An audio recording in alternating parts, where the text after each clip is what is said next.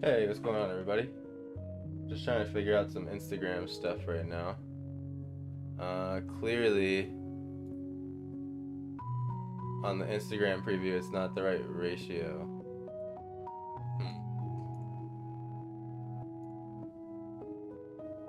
I'm not sure how to fix that. It was supposed to come through landscape mode, but looking at it now,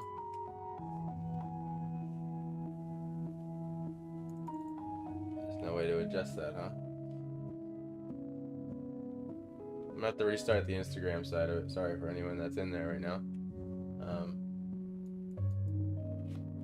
Unless it's appearing for you that way.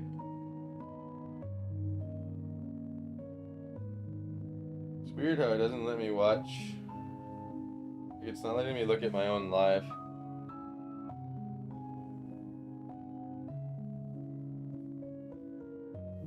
I'm not sure why that is.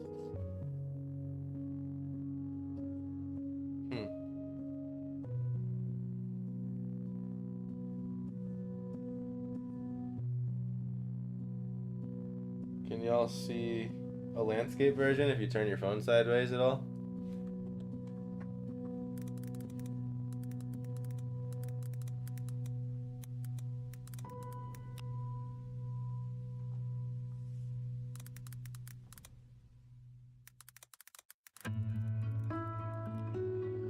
Appreciate you guys joining in quick. I just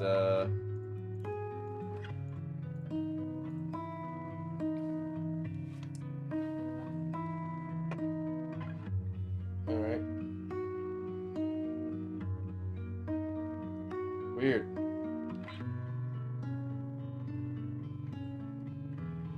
Well, I guess I'll have to figure that out another time.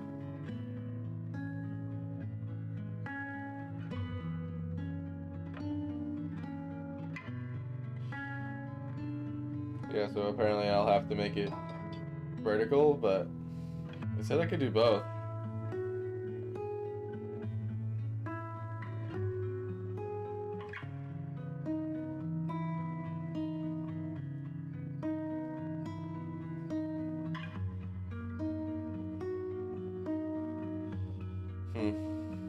Oh well. Well, hope you all are having a good night. Welcome to the stream. Gonna start some Disney sketches today. They aren't gonna be the final ideas necessarily. I'm still torn about doing it on canvas or not, but I think I'm gonna definitely work out the idea digitally.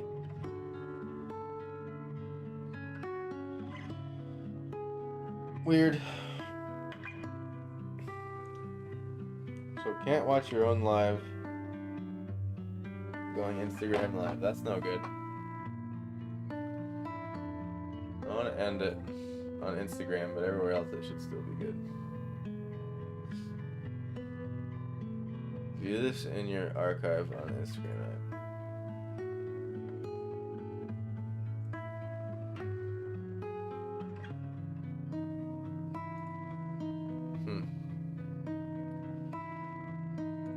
View archive.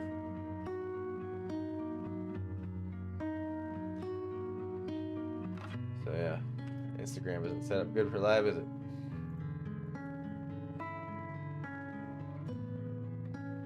That's fine. Hopefully y'all can hear me okay. I realize my microphone is a little far away. Let's see here.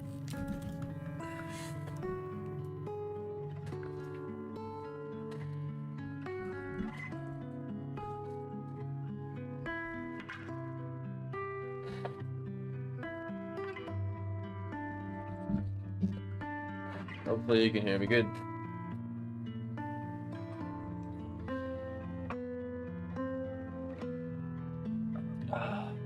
Just seeing chat now. What's up, Steph? Glad you like the discount code. What's up, Daniel? Good to see you here, brother. I was just trying to figure out Instagram Live there. So even though I'm sending a landscape ratioed video, it put it as 9:16, so I don't know. Glad it sounds good. So I'll get my weird drawing glove on here.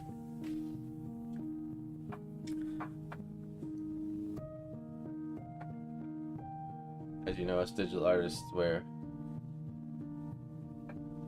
these gloves. Keeps the oils off the screen.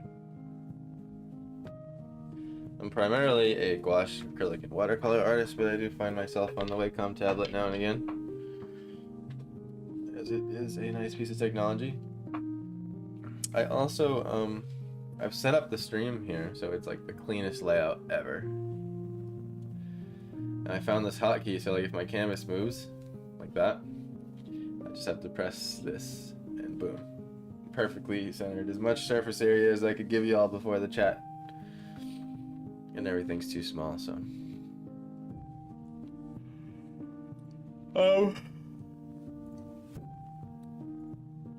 So off screen I have several Disney references just to kind of pull from. You can see here just different shots of the castle or whatever, and I'm gonna pull from all of them.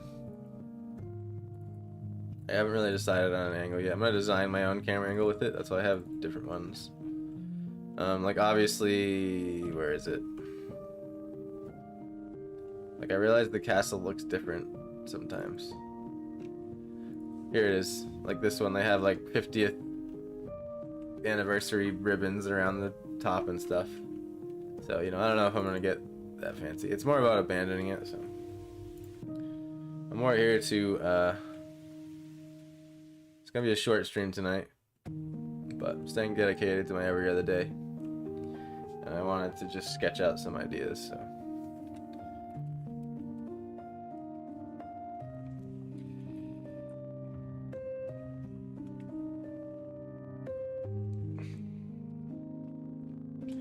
I've also set it up so you guys won't see the color picker anymore, because it looks really bad on a time lapse. So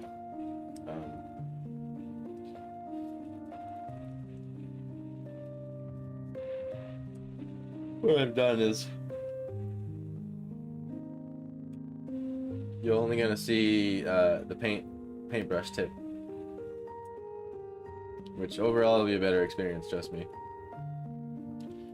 In real time it looks good, but it's been a minute since I been on the digital screen, so I had to sort of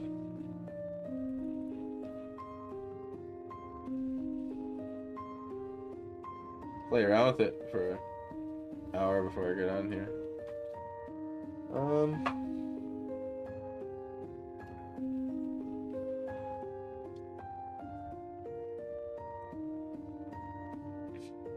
Just adjusting some brush settings here. You can't see the menu.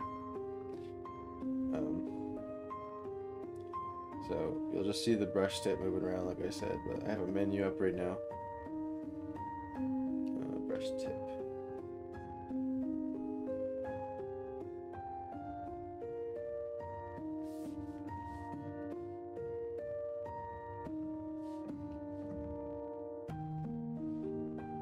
Not sure what the difference between that is.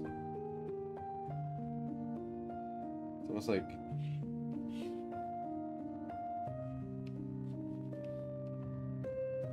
I like that for sketching.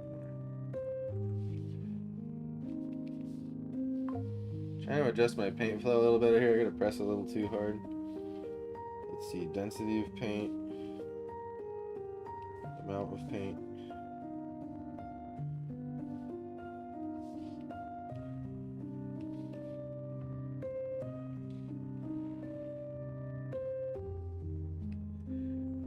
I try to get as close to feeling in real life as I can, so like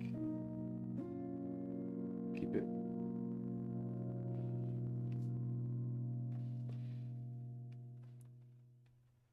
It is lagging.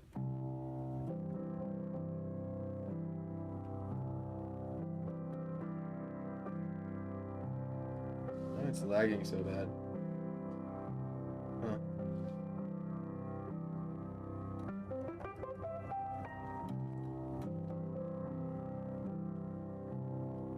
lagging very badly. I have to go down in resolution a little bit. Let's see.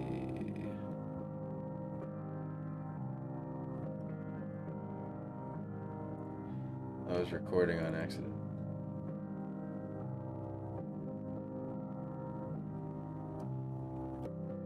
So, what are we painting today? We are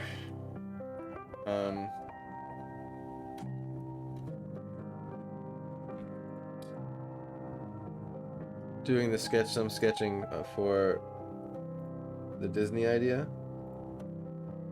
So basically,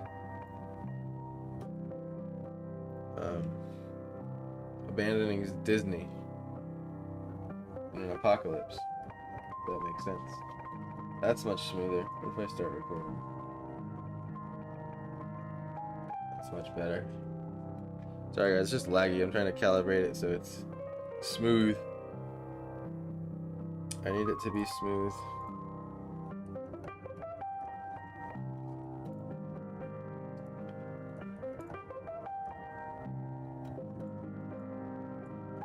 Let's see if I put this up to... That's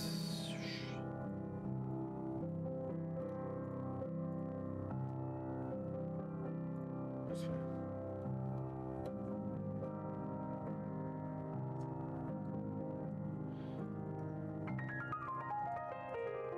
Kind of like this angle.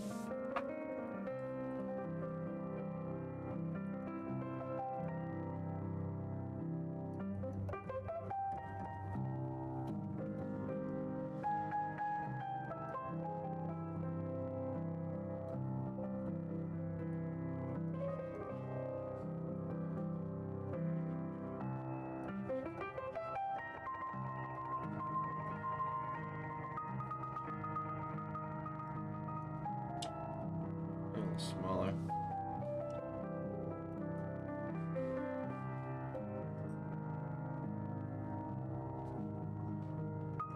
Very fancy. A lot going on with this castle here.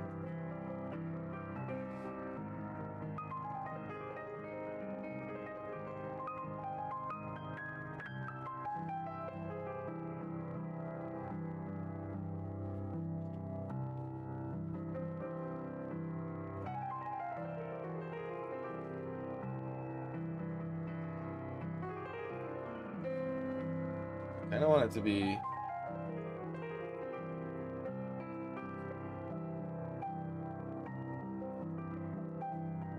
I keep picturing the top of this tower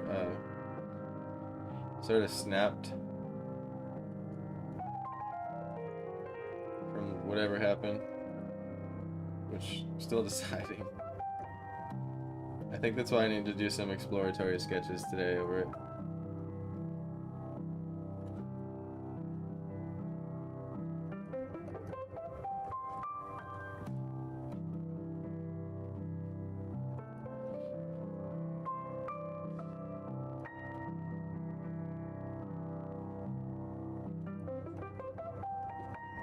So each time the color changes, there is a color picker appearing. Don't really like the gouache for sketching, to be honest. Let me go over to the Old Faithful here, the darker pencil.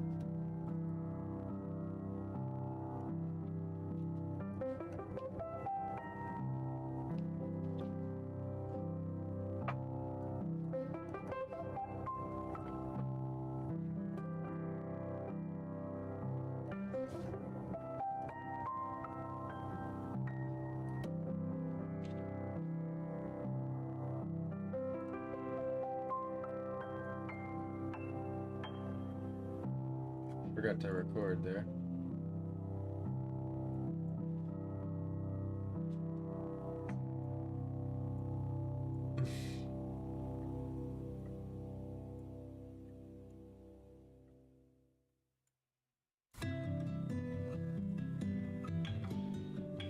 Discount code today expires at midnight, so not too long from now. But it's called RIP Disney. Rest in peace, Disney.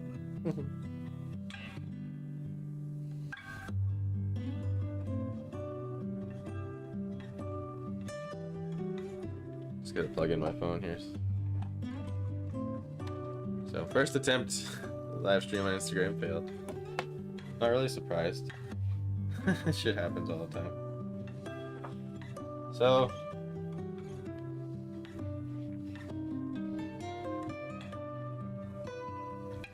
what's going on here? Why is my record? Okay, we're recording.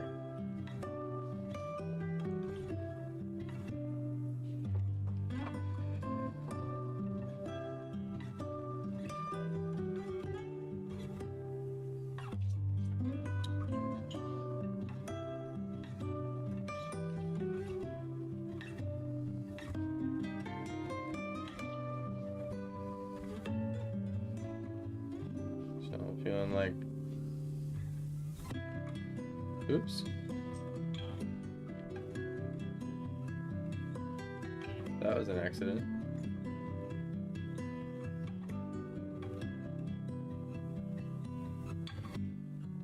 Can I lock that?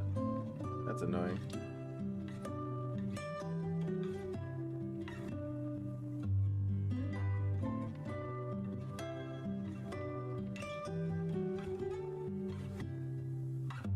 Bound to be a few glitches in the road here.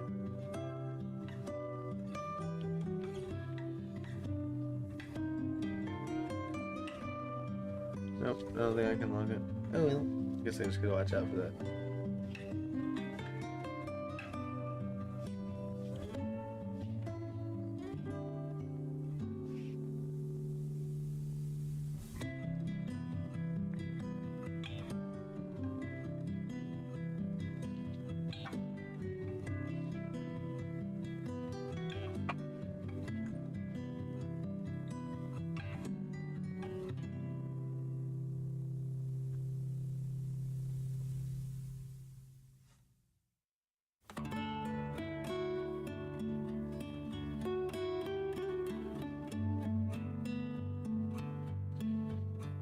Goal is to get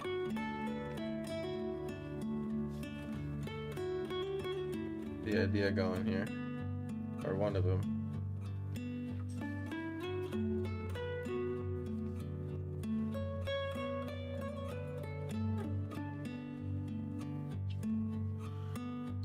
So I do like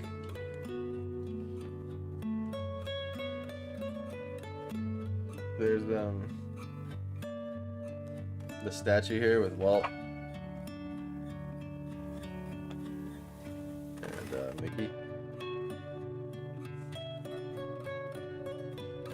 Yeah, surrounded by flowers. And the pictures that I got, I couldn't get the camera angle quite the way I wanted it, so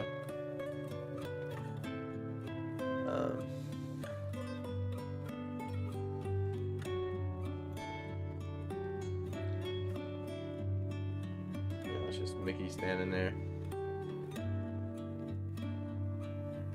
holding Walt's hand.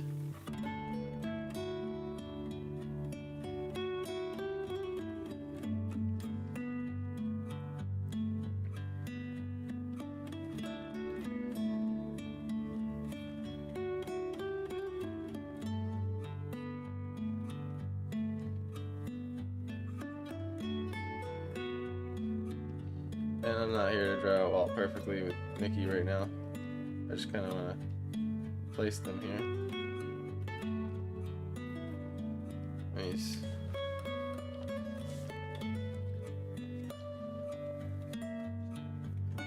Get my lasso ready. What's just nice about digital here is you can do stuff like this. I really like it for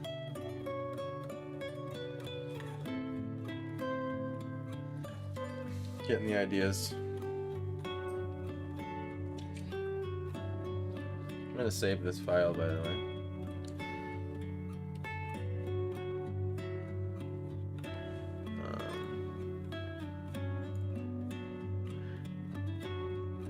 Let's see, all main works, clip files, Disney World deserted. Okay, I already made the file.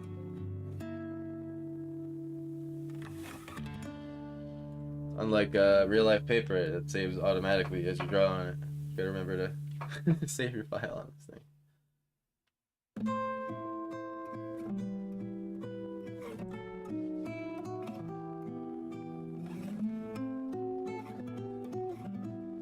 I'm gonna go a little bit darker with my color here.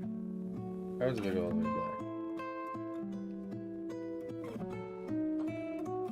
I'm gonna turn down the brush sensitivity here.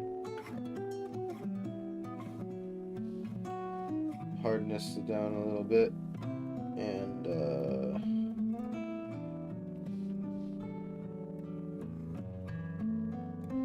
let's try that. Oh, that's nice. Okay.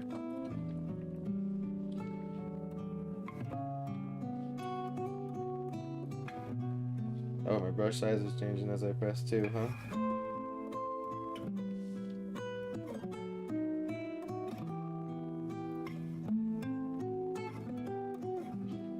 I'm gonna turn that off.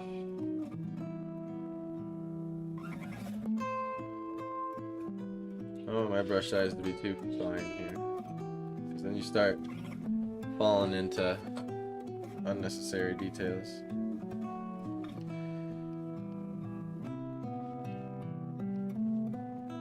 Now I want this to be recognizable. So like I'm not, what I mean by that is I'm not going for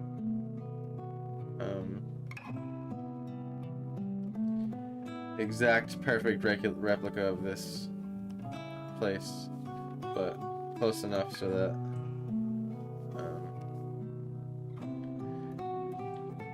it's like that's exactly what that is.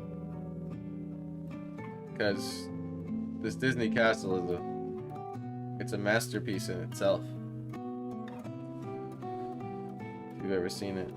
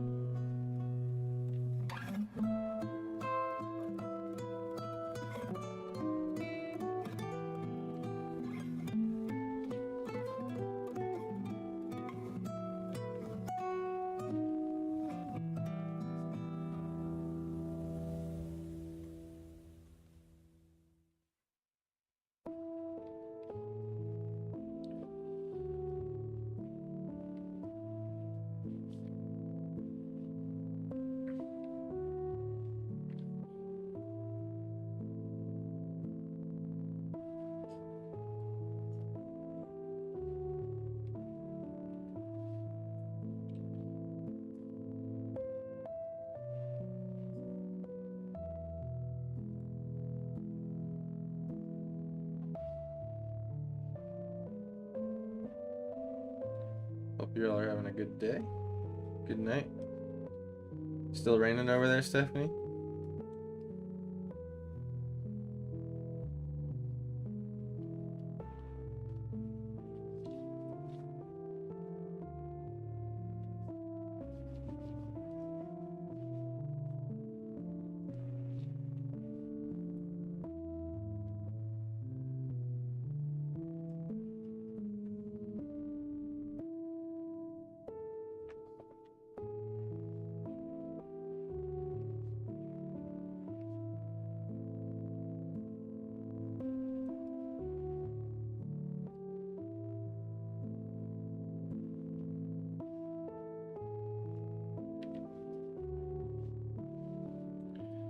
Have you decided on the cash for the Anthro? I know you said Fuzzy, you mentioned why combine two scenarios. Yeah, I haven't really.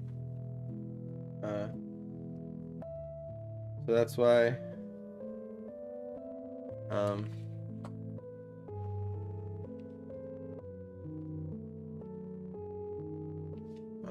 sketch exploring here, because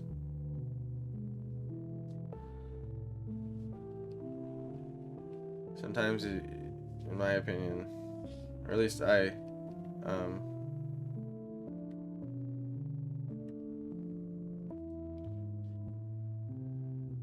can't always know without exploring a little bit exactly what I want to do, so.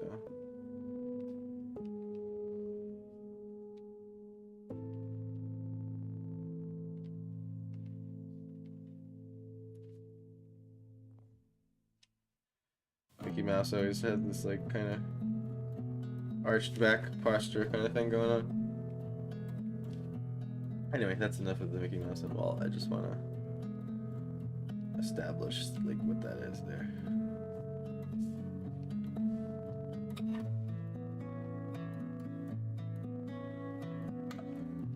Like I said in the beginning, I might want to actually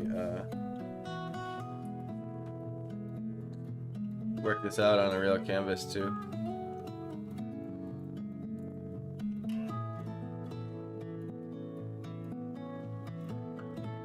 So it sort of has a...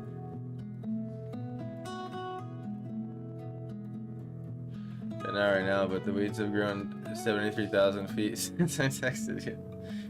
Wow. That would look crazy.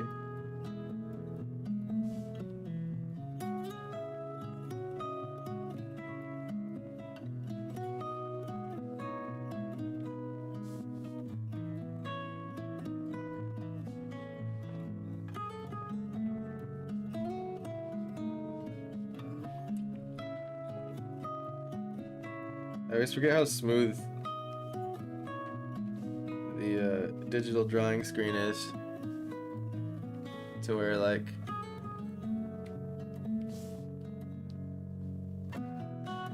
it's not like that on paper at all.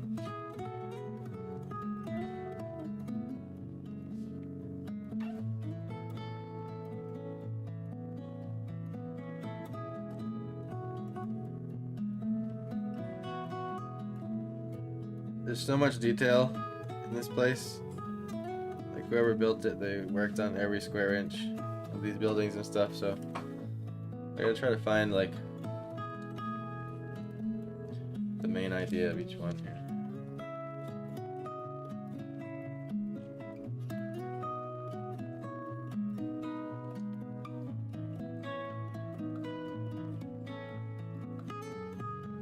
Oops.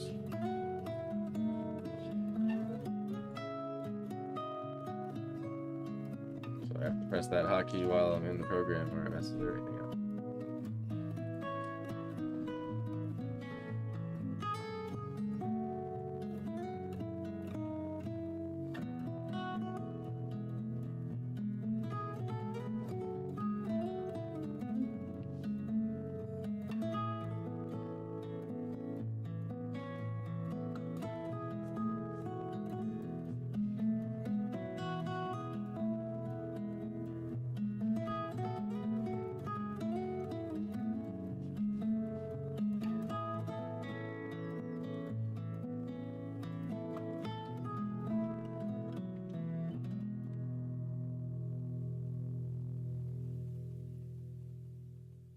And these are meant to be very rough.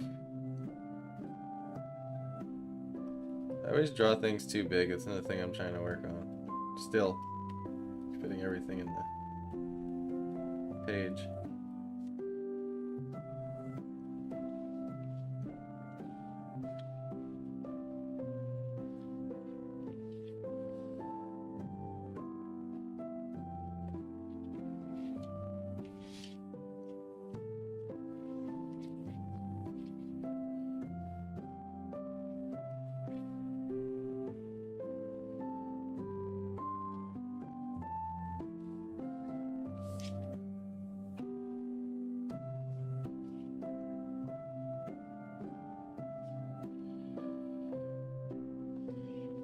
So let's see. Just a little lower. Just thinking of my perspective.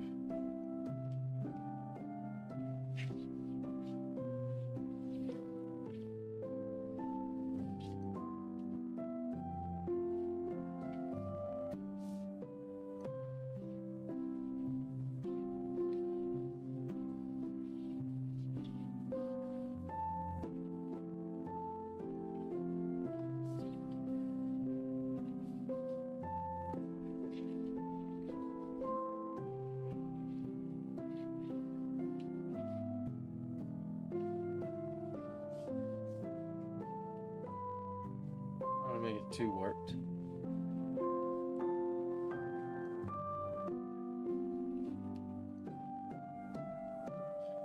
So one thing that's very distinct is these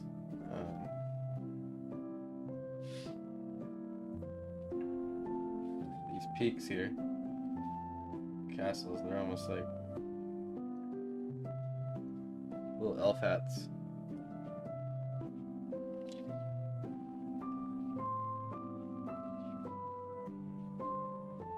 Goes out wider.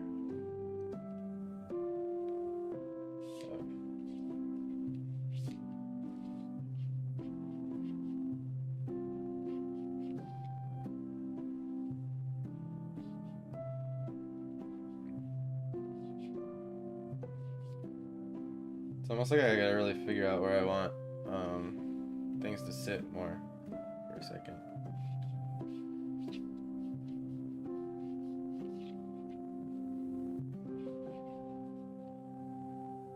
It's down.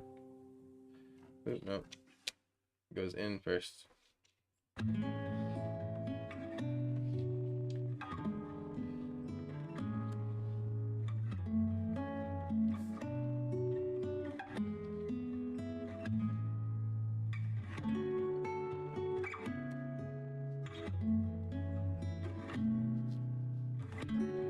Switch to the soft eraser. It's more of a realistic experience.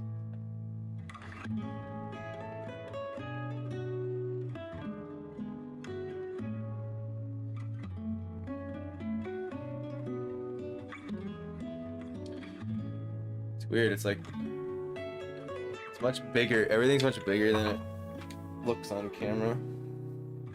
Castle's actually really huge, but it's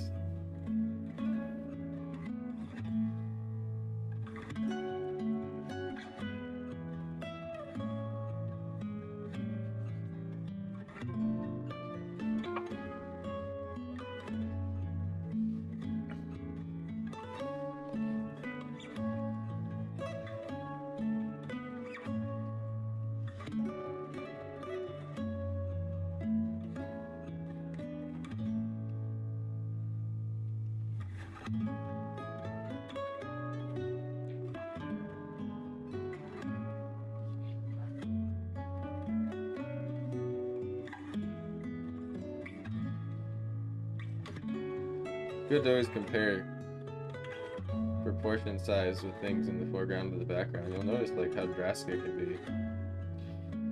Like looking at this photo here, it's like Walt Disney's head is pretty much as fat as the entire top of this castle tower here.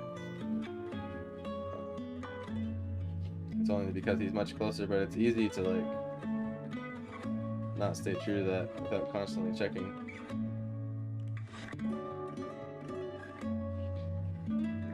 Refine that too much. Try to sort of just sketch out this silhouette here. So that's the next thing, is what's the perspective? There's literally no like consistent angles on this castle. It's so intense. So if this is the line here,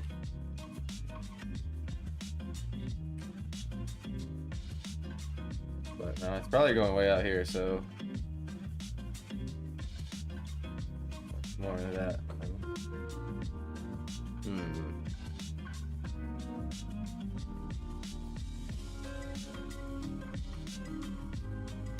Everything's pretty front on, too. That's the other thing.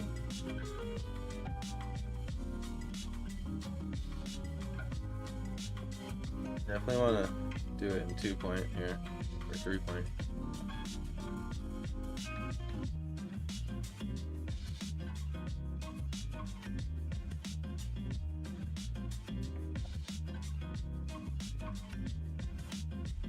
I'll just start there and see what that gives me.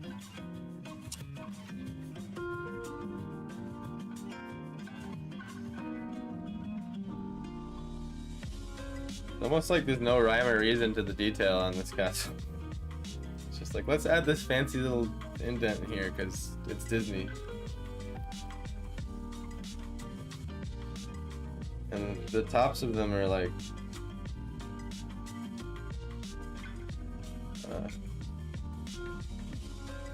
hexagons at least.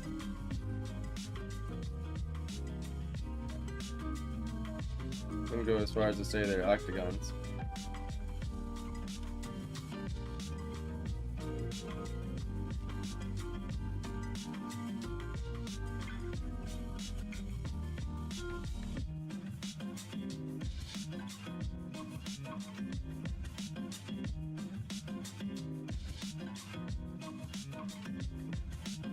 All these little flags hanging, there's so much.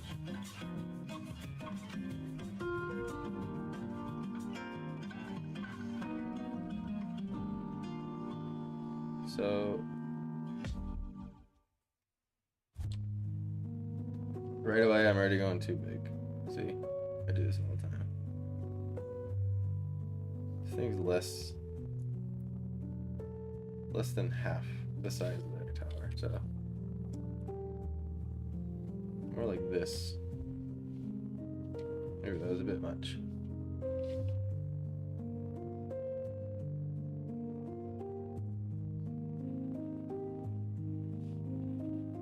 I'm gonna exaggerate everything a little bit.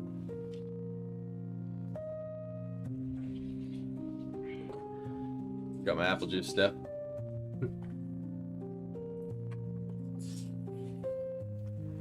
So I grew up about 30 minutes from the castle that Disney Castle was based on. So I grew up about 30 minutes from the castle that Disney's castle was based on. Oh. I'm not even gonna attempt to pronounce that. I don't even know how to say that. Neuschwanstein. Neuschwanstein. Some crazy German word. Where like 17 consonants are next to each other and it probably just sounds like a different sound. But that's cool, I didn't know it was designed off of another castle. Alright, then I take it back. Whoever was designing this castle was just adding shit. 13th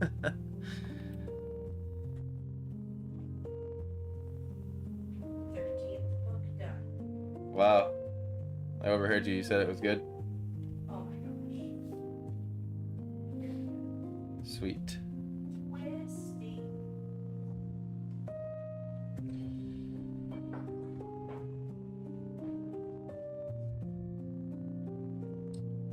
Did you get to go inside the castle, Steph?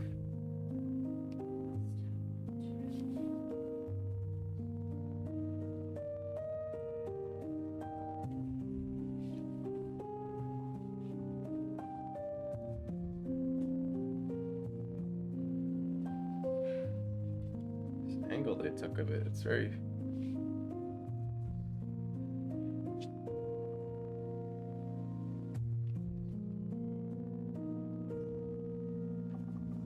very flat on.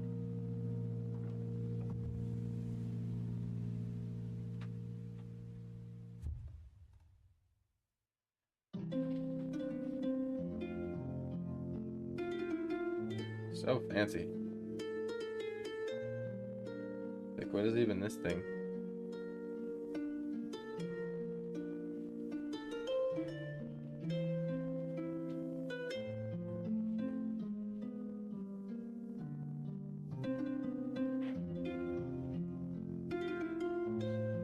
Like, peak after peak after peak.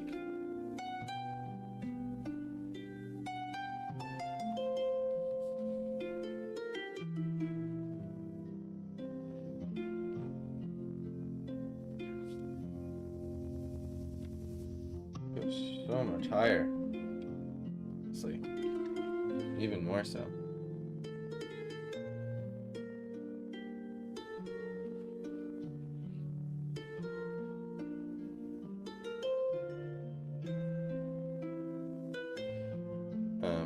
I'm just changing my horizon here.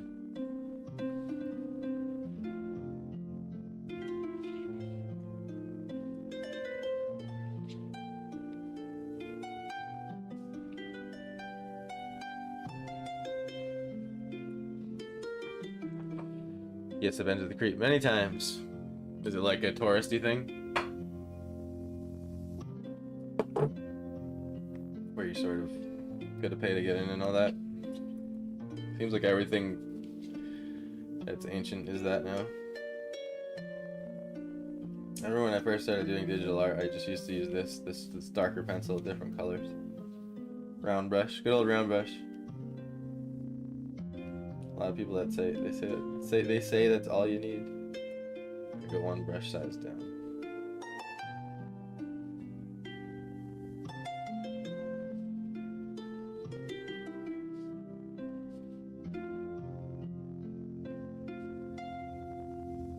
Okay.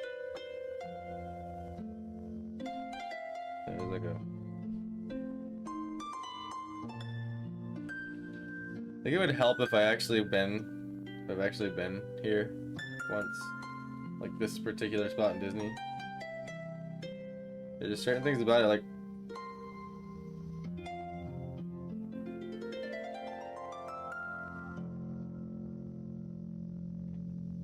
I feel like now this is the.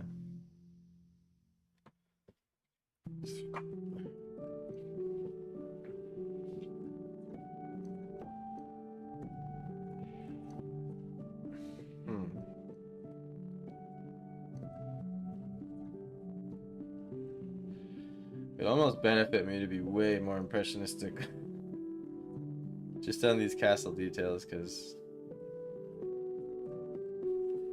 this is like the Vatican, like drawing the Vatican or something. Just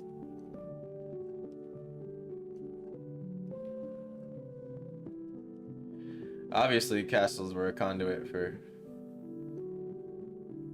artists, masonry people to do stuff.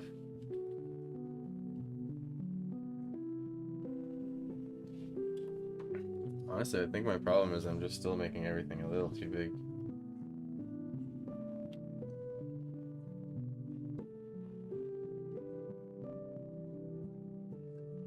See, like that right there saves so much time.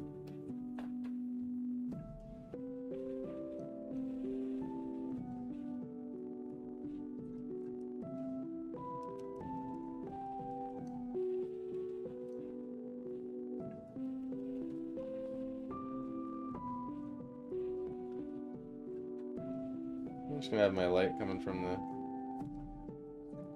the right. I still get black here, yeah, I just gotta press pretty hard. Maybe I went a little too crazy with the lack of sensitivity there. Let me just turn that back up.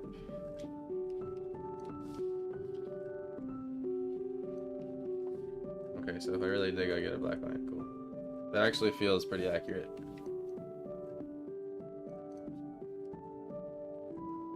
Yes, I've been in the check out Discord where it's very good. Okay, let's see what we got.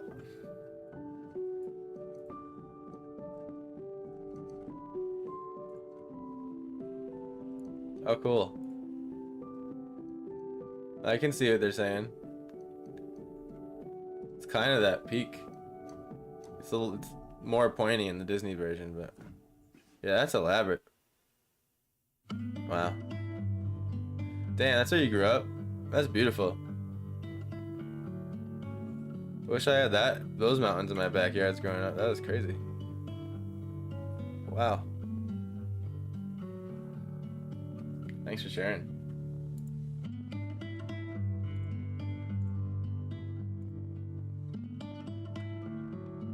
Just looking at it again.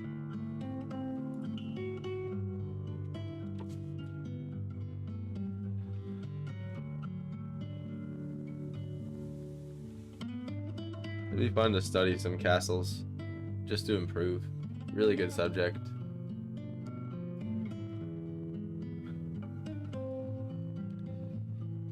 Well, actually, I'm gonna drag that into my reference software here.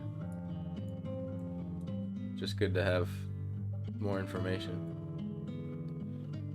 So you can see here, I brought it in to my little array here. This is kind of a pointless picture. I don't even know why that's there. Anyway.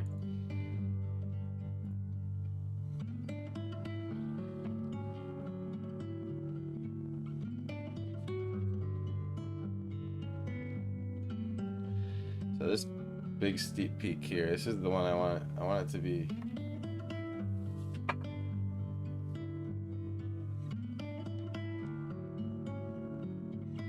snapped.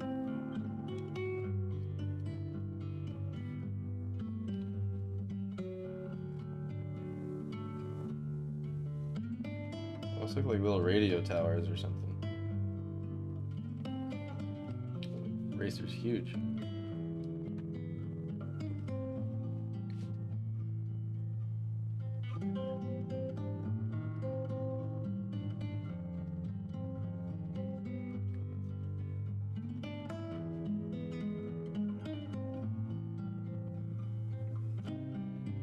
So right about...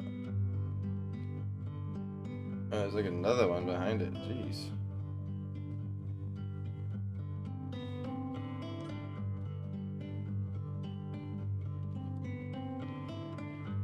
It's a feat in itself to draw this castle exact.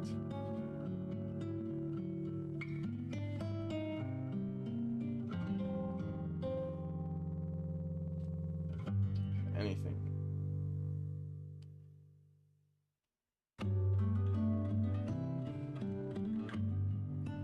Still overdoing it a bit with the height of this here.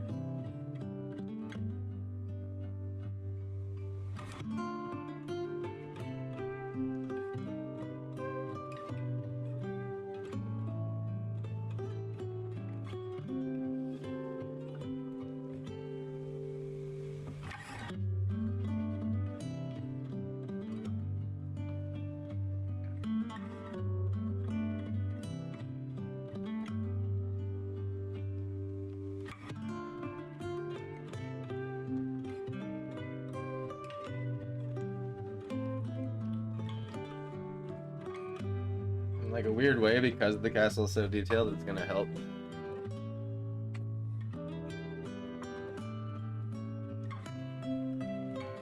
Unless I try to draw them all.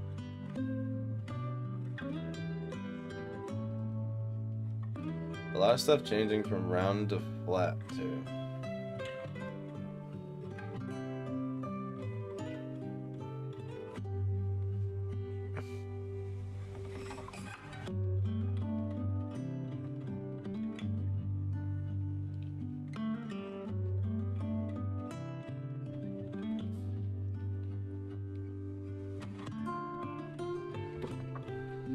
It's kind of weird that my tablet isn't in an ideal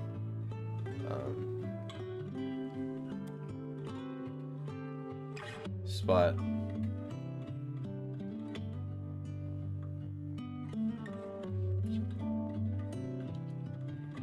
So sometimes I get a little bit twisted.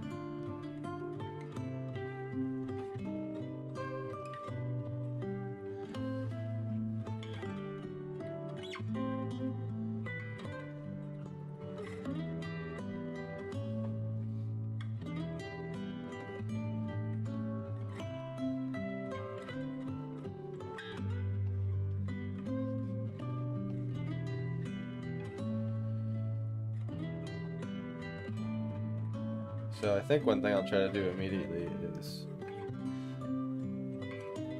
So wait, is that big 50th anniversary thing? That's not normally on there, is it? No. Okay.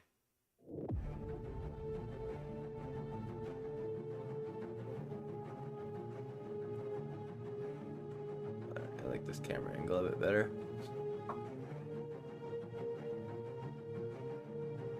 This thing...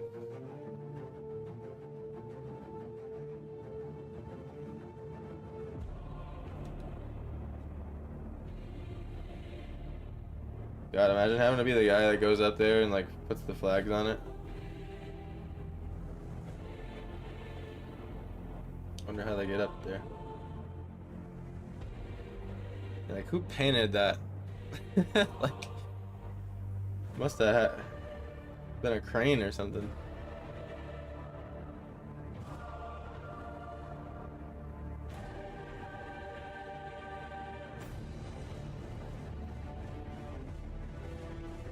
I tell you, I always learn something doing these kind of subjects, because like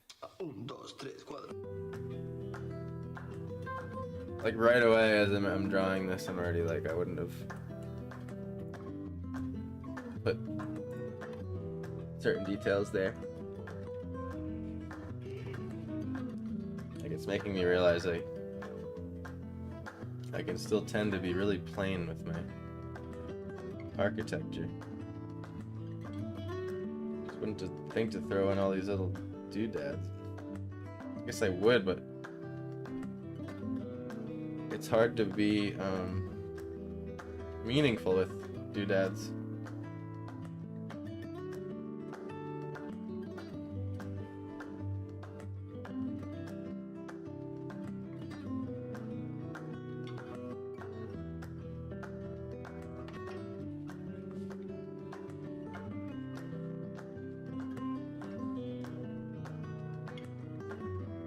So this window, I think they definitely copied from the OG castle.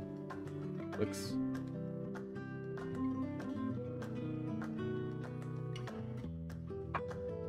And the thing is, like, it's showing in this picture, it's showing people like standing in front of it, and they're like this big.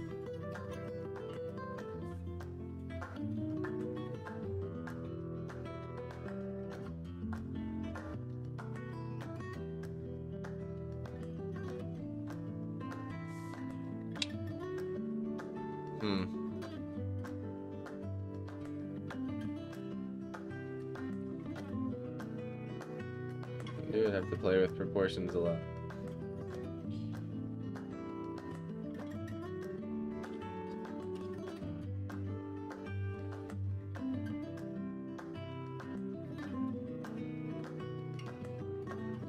So Walt is like, he stands right in front of it. Dead center.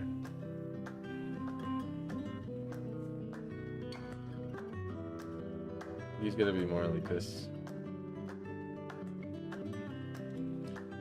That's why they tell you to practice drawing on big pieces of paper. It's really easy to do what I'm doing right now when you're drawing on small screens. Unless you're an Ultra Master Pro, which I'm not yet. Still working towards that level. Let's see.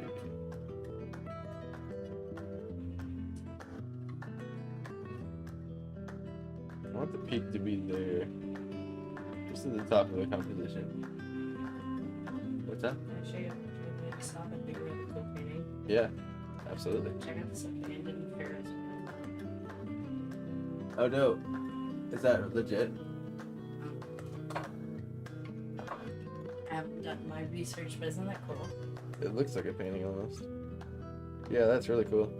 I like how much the lines It's are on it. neat, yeah. Noted. It struck me in the eyeballs. I'm like, ooh. Oh, it's Beards. It's Beardsley Gaming. What's going on, man? You're the myth and the legend, man. Good to see you here, brother. Good games last night. I'm down to get more if it's timely.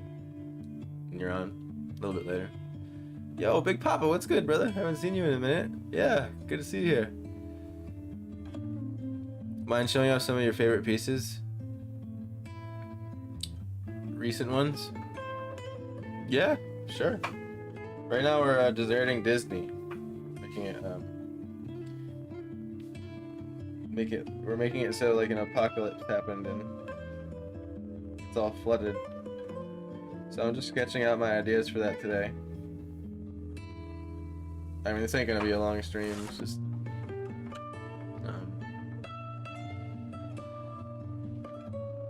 sketching for a little while. I wanted to come say hey to y'all and stay true to my new every other day schedule here. But yeah, 1 second. I got a few recent ones I'm excited about too.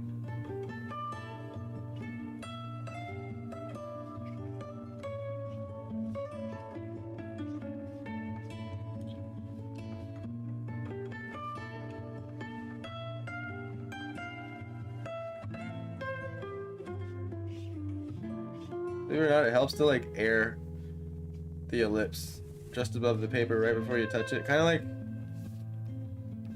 when you play golf. You know how you like kind of, or if you're at the driving range, you sort of like fake air swing the club for a second. Same deal.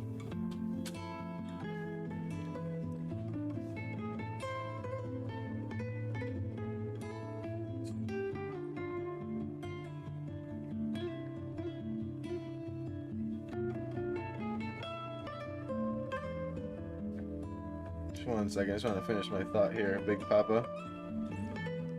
I'll show you all my most recent 4 paintings.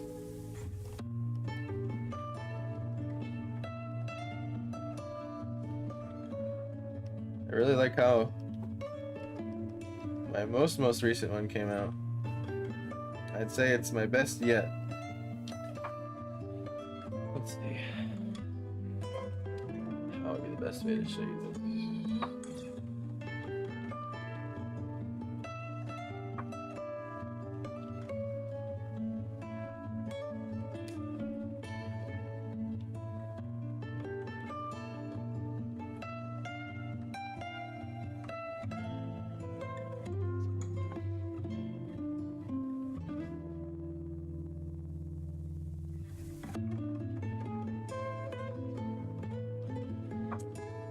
So, I think I can just open the file here on the other monitor.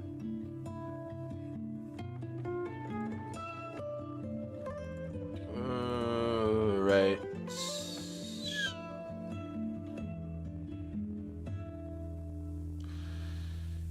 So, here's my most recent one.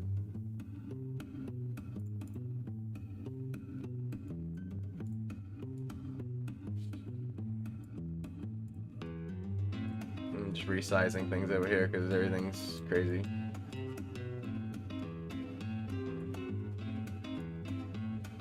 Can't believe Bearded Bob is here. What is up, brother?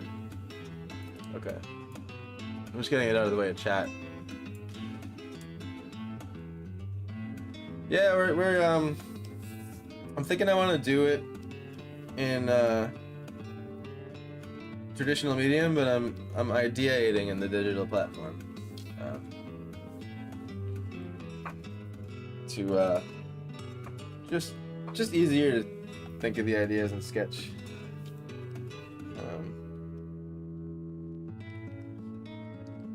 Get through more than one idea faster, but yeah. Sketching it out in Digi, but here we go, I got it up. So where are you, Big Papa? Here we go. So this is my most recent one. Really happy with how it came out. I was experimenting particularly with high saturation here.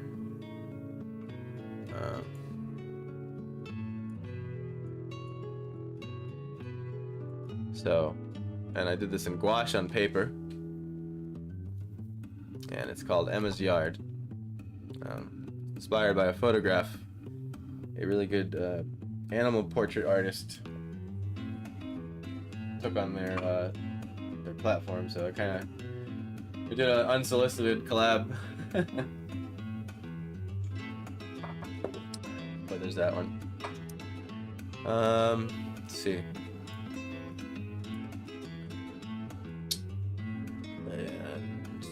And this one is another one I did recently. I was on a skateboard ride. This is also gouache on paper. And I just kind of came across this scene and had to take it home in my brain and paint it.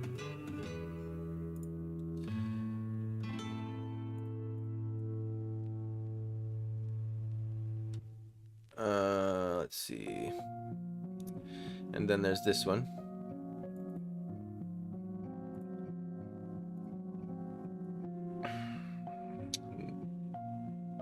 This was during my travels in Florida. A swamp I came by, or swampy area. Really loved the way it looked. I liked all the dead colors, like the dark maroons and reds and browns and umbers and burnt siennas and all that. So had to capture that one. Let's see. Another recent one. This one here. Called it Mud Crab River because after I painted it, it gave me Skyrim vibes, if that makes sense. I wonder if I'm just gonna see here.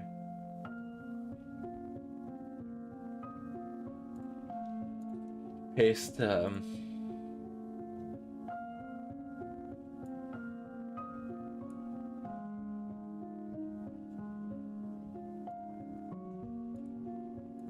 that's weird.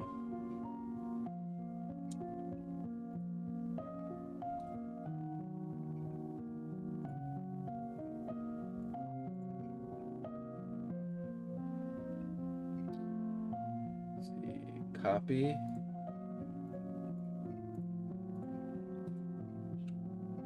Copy.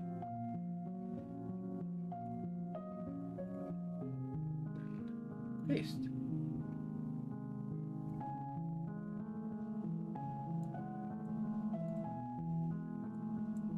Weird.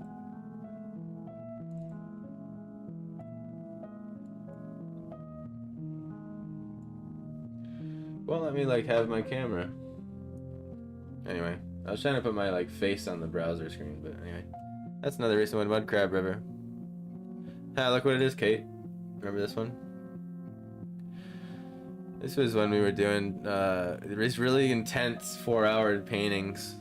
Just finishing them in 3 to 4 hours. I put myself on a timer. That one's one Kate thought of. What'd you say? It was like launch pad on a terrace with some or whatever, something on another planet or something like that.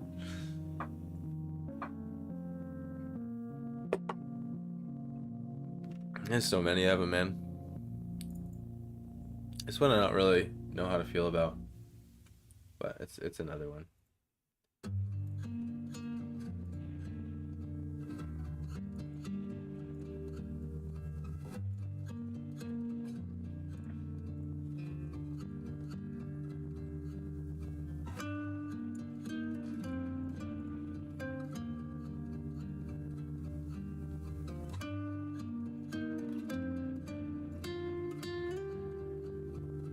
Named Tiberium by someone in chat. Ghost ships. I like this one.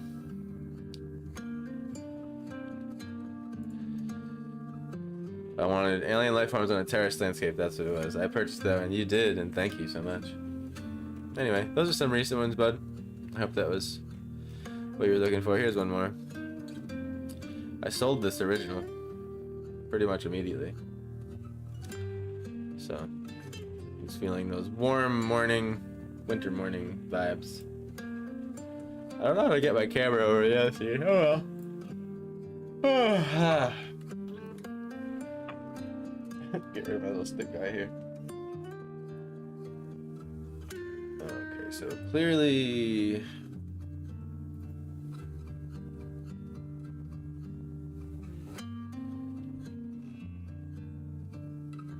I think.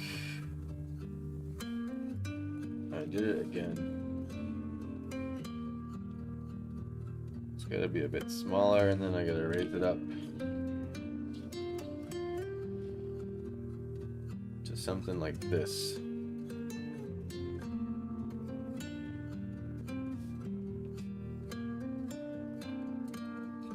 Even smaller, actually. Give it or not. And then same thing with this guy. Just all of this. Smaller, move it to here.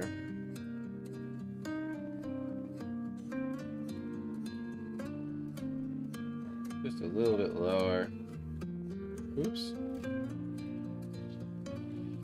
That's the thing with digital, you just like, you just press a button and then just shit goes haywire, and if you don't know the program well, it can just be tragic trying to get things back to normal. Those 2 towers mind me yawning. It's just been a long day. I had a 5 a.m. shift this morning, so I was up at 4:30 a.m. I tried power napping just before dinner, cooking dinner, so I could I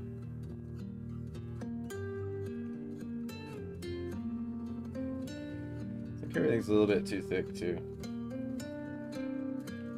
If I just did this.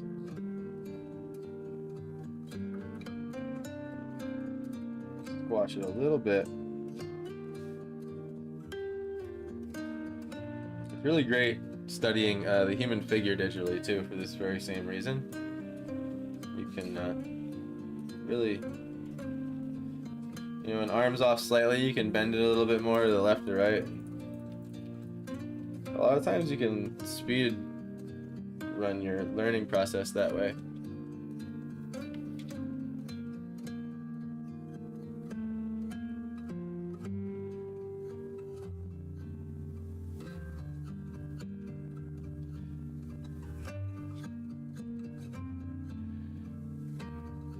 Yeah, I gotta say, I do like the bite of the paper way more.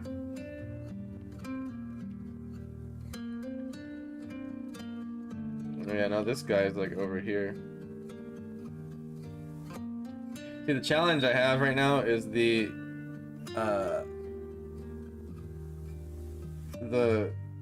photograph references I have for Disney. They aren't how I want. Like, they're not the camera angle that I want, and I couldn't find it. So I have a bunch of different camera angles and everything, and I'm left to interpret sort of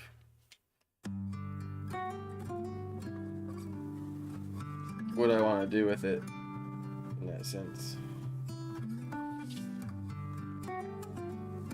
So you can see how big I started. That's what I've been trying to tell you. Like, it's something I've been actively working on, drawing things too big. The thing is, when you have a giant ass piece of paper, it's much easier to not make that mistake for some reason. There's just something about the small piece of paper that it's like, it's easy to draw things too big.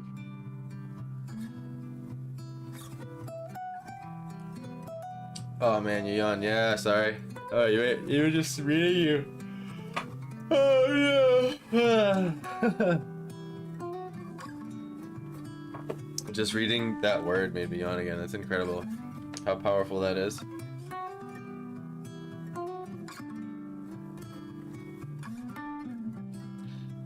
Half these details are negligible in this. And what I mean by that is just, I don't need to work them all out in the final painting. I guess I'm working some out just so I can learn the castle a little bit. I'm probably gonna draw this a few times. Well, that was excessive for no reason. That's what I would call like a lazy mark. And I would call myself out there and just tell myself to slow down. There's no rush.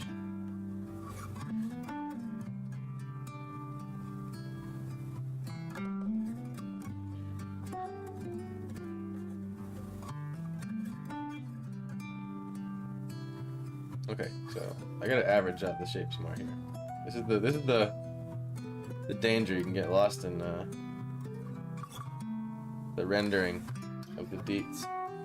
So this is actually slight off center. See, here's the thing that, like, I'm immediately like, it's opening my mind already. I'm like, every time I draw like my own improvised architecture, I always feel like things need to be lined up way more than they actually are. Especially look at like Victorian houses. Those things are crazy, man. Like right here, you'd think, you know, if you're gonna put this next thing, so on the Disney castle, right, it comes down to this thing, and then there's like the archway that people walk in or whatever. But like, that's where I'd want to put it intuitively, but it's actually like here. It's slightly off center to that peak.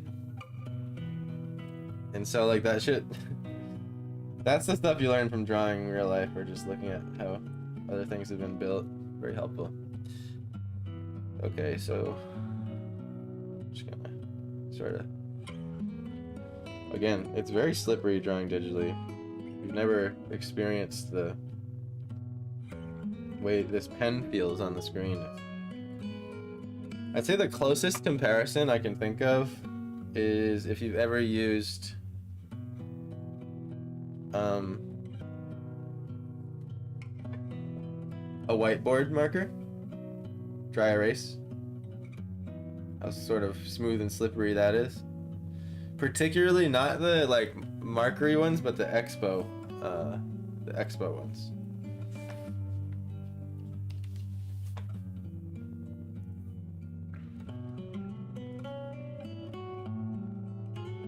The round tipped.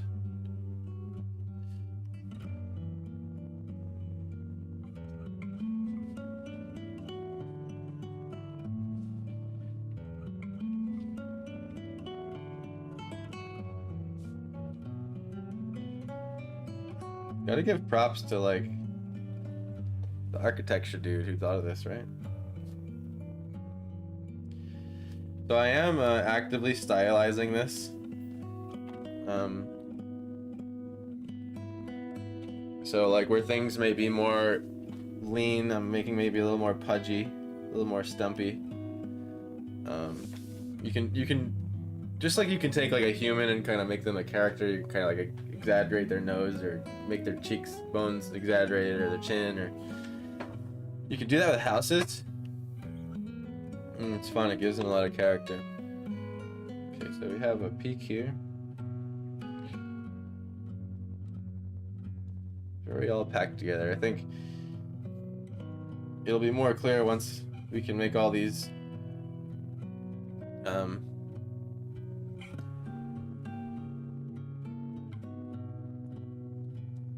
because these are all blue. I'll do it for fun.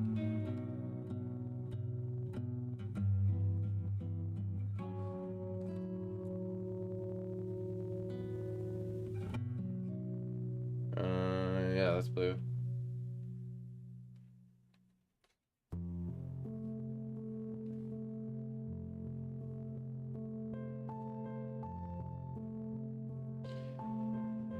Just a blue one right in front of this.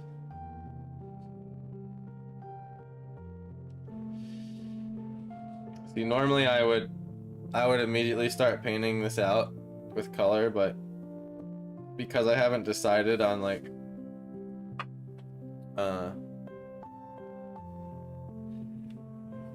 what I'm doing 100% yet, I'm not gonna like put all that work in.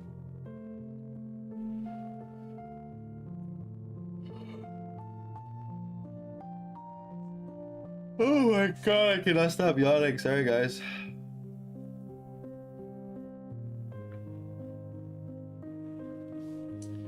My black. For a second, I thought I only picked a gray, but then I did lower the sensitivity after all. So.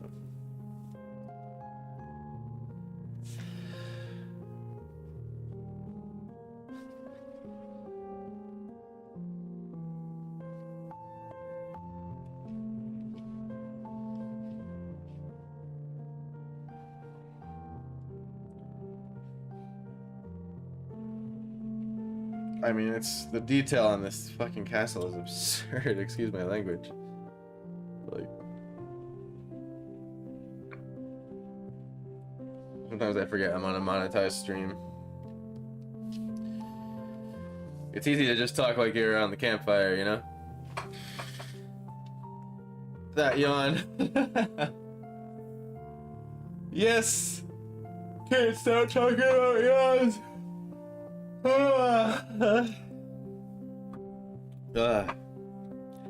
See, the thing is, Kirsten has ridiculous yawns, and her ridiculous yawns have rubbed off on me. It's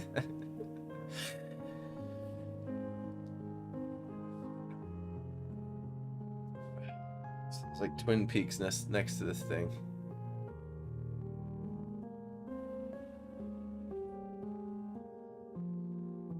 I placed that one a bit wrong.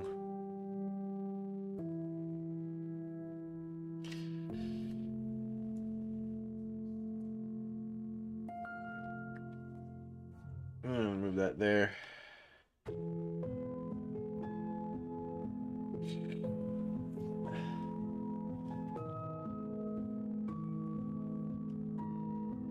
And I'm gonna stop and start my recording again. Because we know that the stream crashes if I let that go too long. Learned my lesson.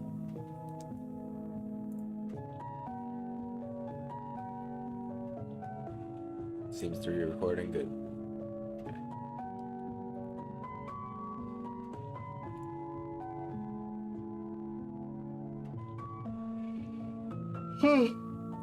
Is it me or is it blurry? What?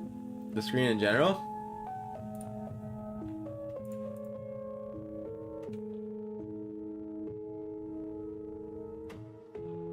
Shouldn't be. Should be coming at you at 1920 by 1080, which is HD 1080p. You make me want to check though. Let me see. You're on YouTube. I'll look at your YouTube version. Oh, you know what, Kate? Also, check your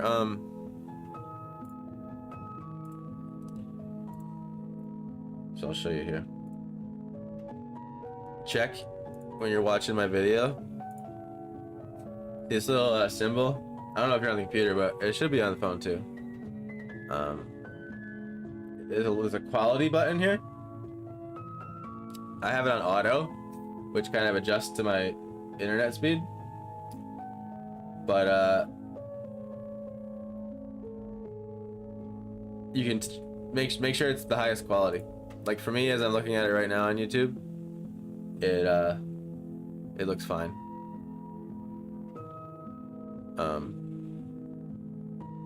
But it could look blurry just due to the way it's like sketched right now too. So, but on my end, it's not. It looks blurry on my connection to YouTube. Yeah, you might have to turn up the quality on the video. Like right here, look, if I take this and I put this to like 360, see how blurry that is now? But if I put it to 1080, super clear. So I think it's a year-end thing, hopefully. Oops.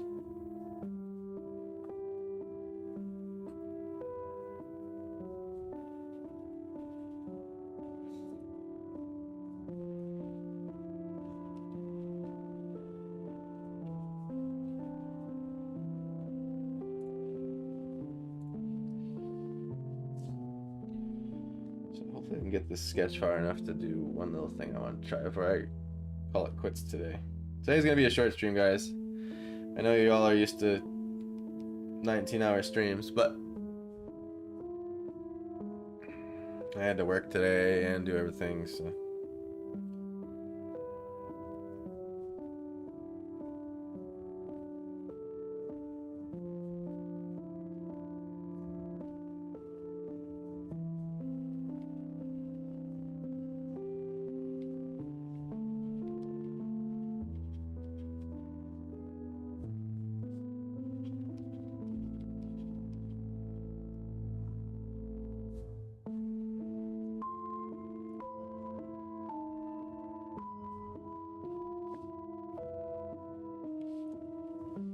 Just saving time. So that's over that.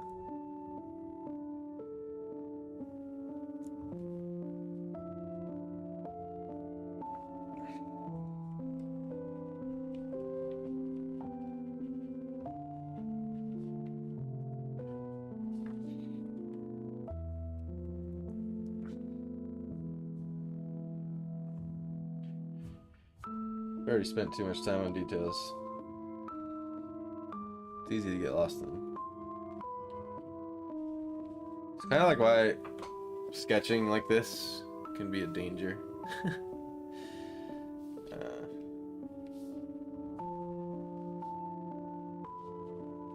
I almost rather. I think I just wanted to see what happened. I think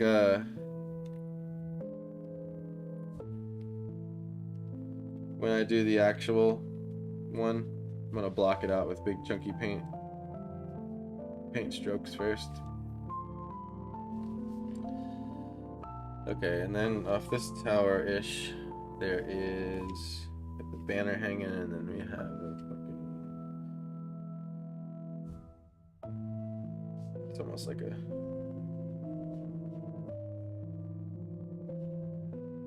walkway that goes up. And there's a little spiral railing here. But that's really the most I need to draw of it. It's just like this, it just stands out, little spiral. And the same ramp comes down the other side here. Complicated castle, I'll tell you. It's a little bit wavy. About there. And then there is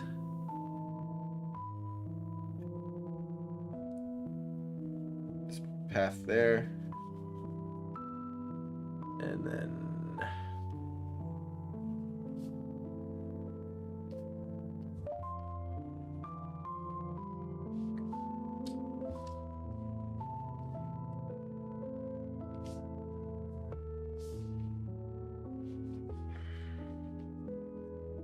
tell you, this'll test your proportion skills. There's just all these in-betweens connecting stuff. Little in-betweens. Like this tower continues down and then it has another little cross section behind it, and this stuff again, like the thing here is like what's the main subject, right? It's the whole thing. Disney deserted.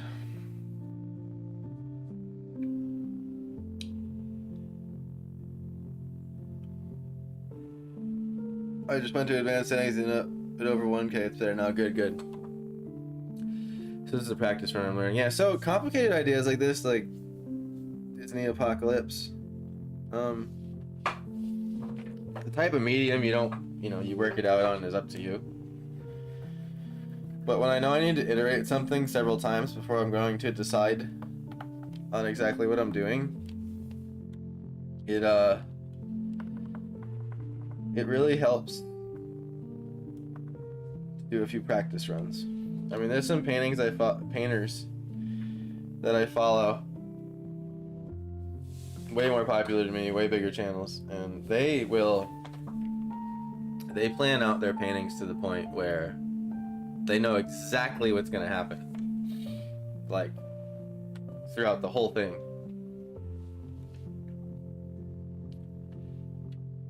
And they'll even do this one guy, I forget his name. It's always on the tip of my tongue when I try to bring him up. But he literally will do 2 smaller full color finished paintings of it before he moves on to the big one. And by the time he gets to the big one, he uses a projector, everything. He projects the image onto the painting, like everything's perfect down to the brushstroke is exact.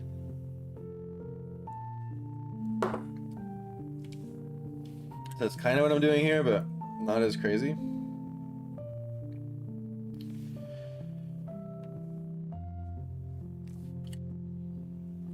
Still wanting to see what it looks like if this is...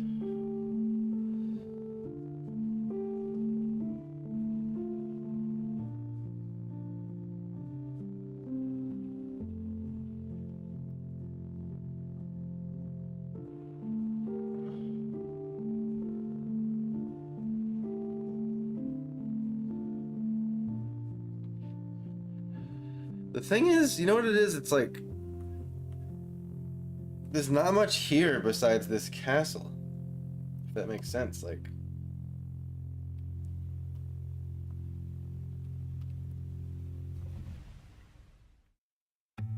I think like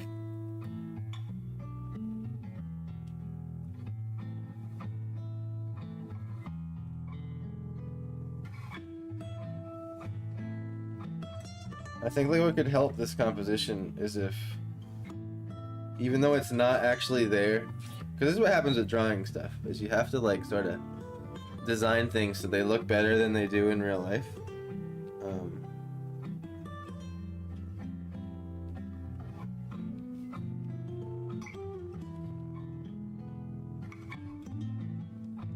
I'm just erasing a little bit of Walt Disney here. You can see him again.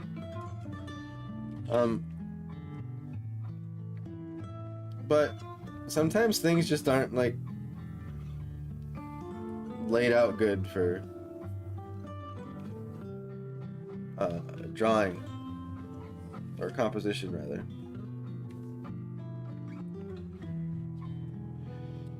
So sometimes it's worth throwing some things in there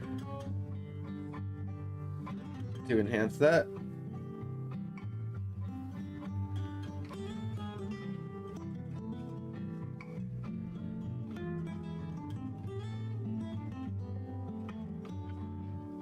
See, because I'm picturing this all flooded with water.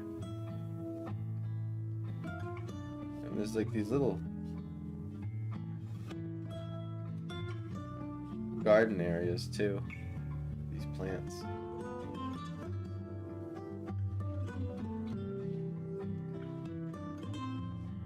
They're like going with the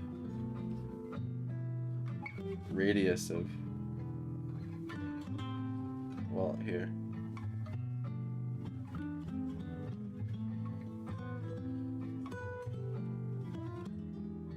Have plants in them. Fancy plants, let me tell ya. See, like if I was painting, like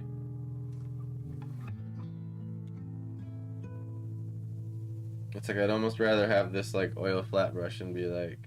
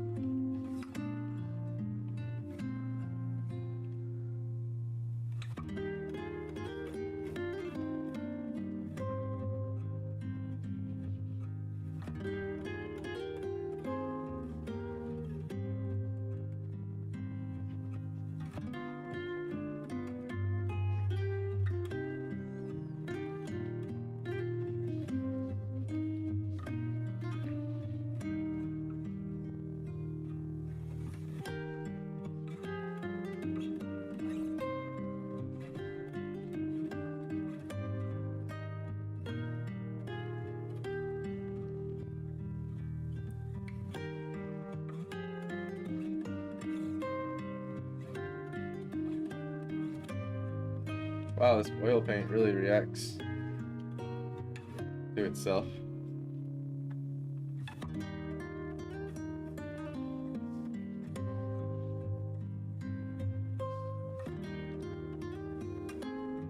There's even two more here.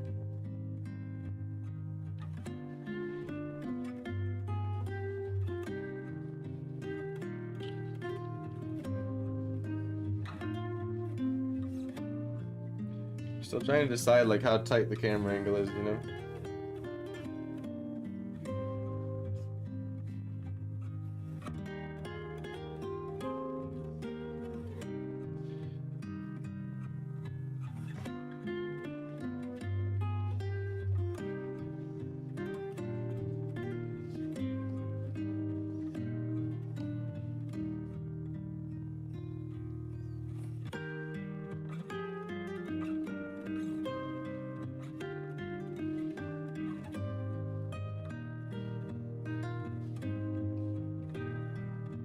Playing with a little bit of color, because why not? What is the gouache brush like here?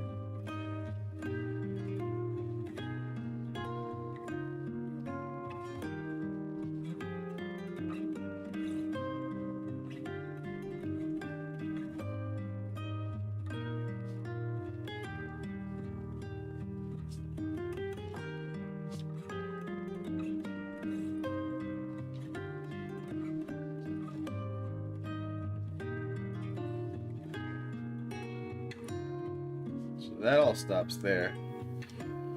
Once this pathway comes down, those little pillars going up.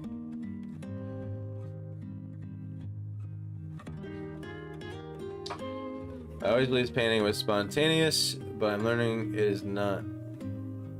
I have had a lot of formal art. I have not had a formal art class. I had one airbrush technique class back in 1990s. So the thing is, what I would say to that is it's not how would you say was spontaneous? So that's like a personal choice. So like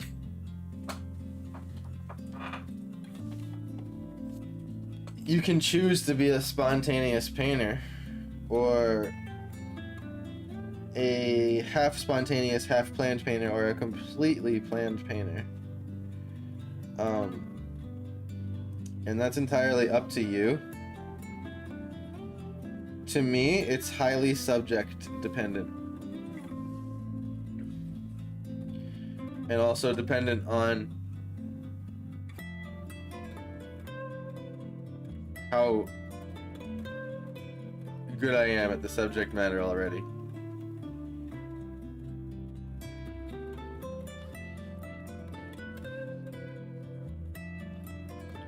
So I prefer to be more highly spontaneous in general.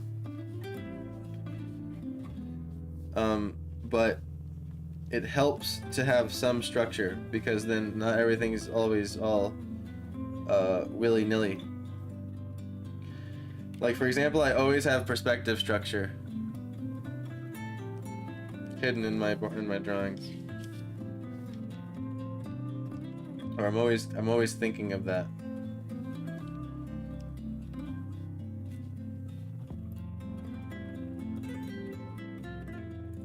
But like I said, the guy that I watch, he plans everything out.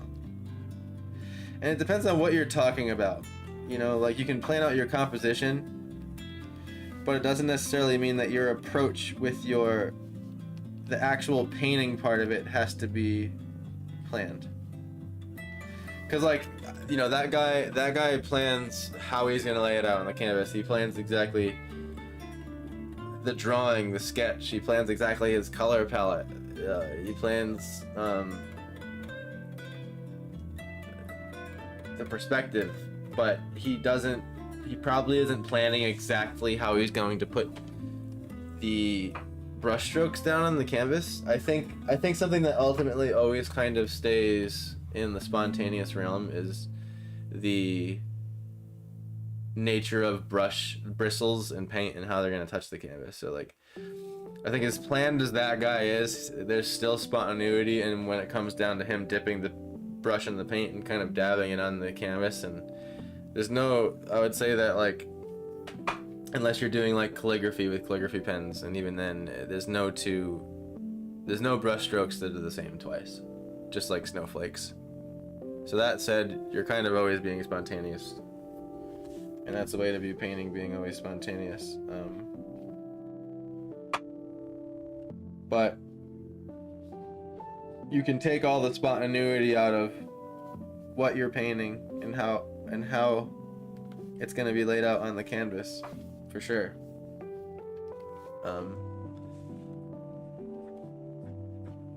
And so for this idea, and the thing is, like, with paint, right, like I was saying last stream, you don't have to have it perfect. You can paint over and over and over it until it looks right?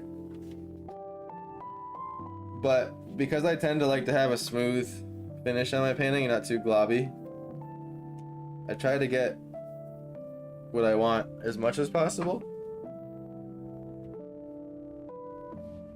But I do often do paintings where I just literally sit down, I don't know what I'm gonna paint. And I just go with it, and I just keep painting until it looks right. And I think maybe sometimes it'll just take when I do it that way, it'll take a bit more tweaking to get it where I want it.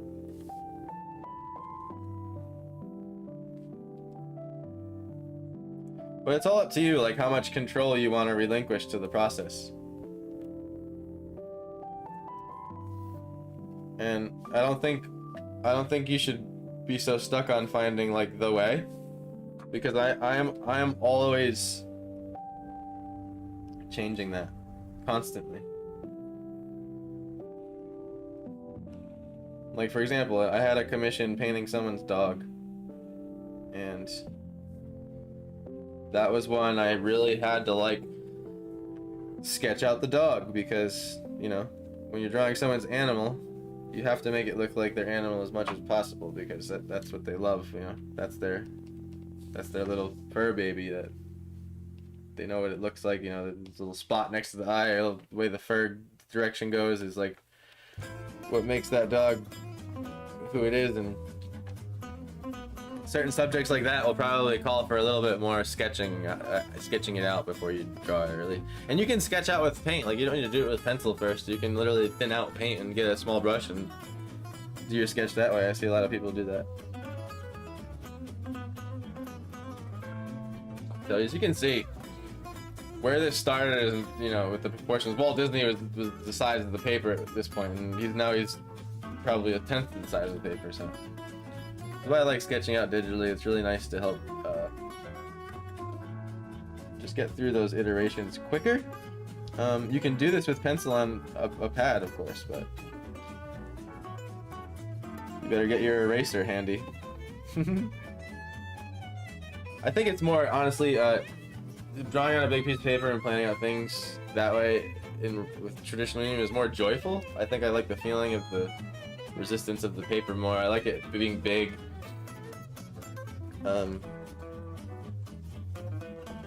You can draw with your arm more, which, you know, a lot of teachers will teach you to draw with your arm, not so much your wrist. And you can't draw with your arm as much on a small piece of paper. So that's the downfall of the small piece of paper sometimes. But once you get your shapes down, it doesn't matter in the long run, because you know what it's supposed to look like. But it's good to practice like a big circle with your arm, or a big curve. Nice, put a lot of energy into it. There's a whole science behind drawing lines.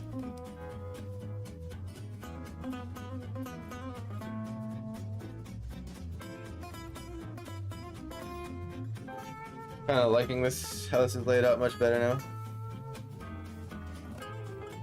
I think what I did at first was, it was a little too zoomed in. I want to see more of the area. And what I didn't finish my thought on earlier was I want to like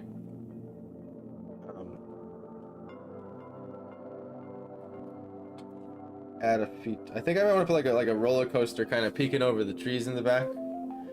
So there's like a tree line like this. I haven't drawn it yet, but there's a tree line that just goes like this, dips behind the castle. There's more castle-y stuff back here. I'm gonna vaguely do the shapes of. We'll come back to them in a minute.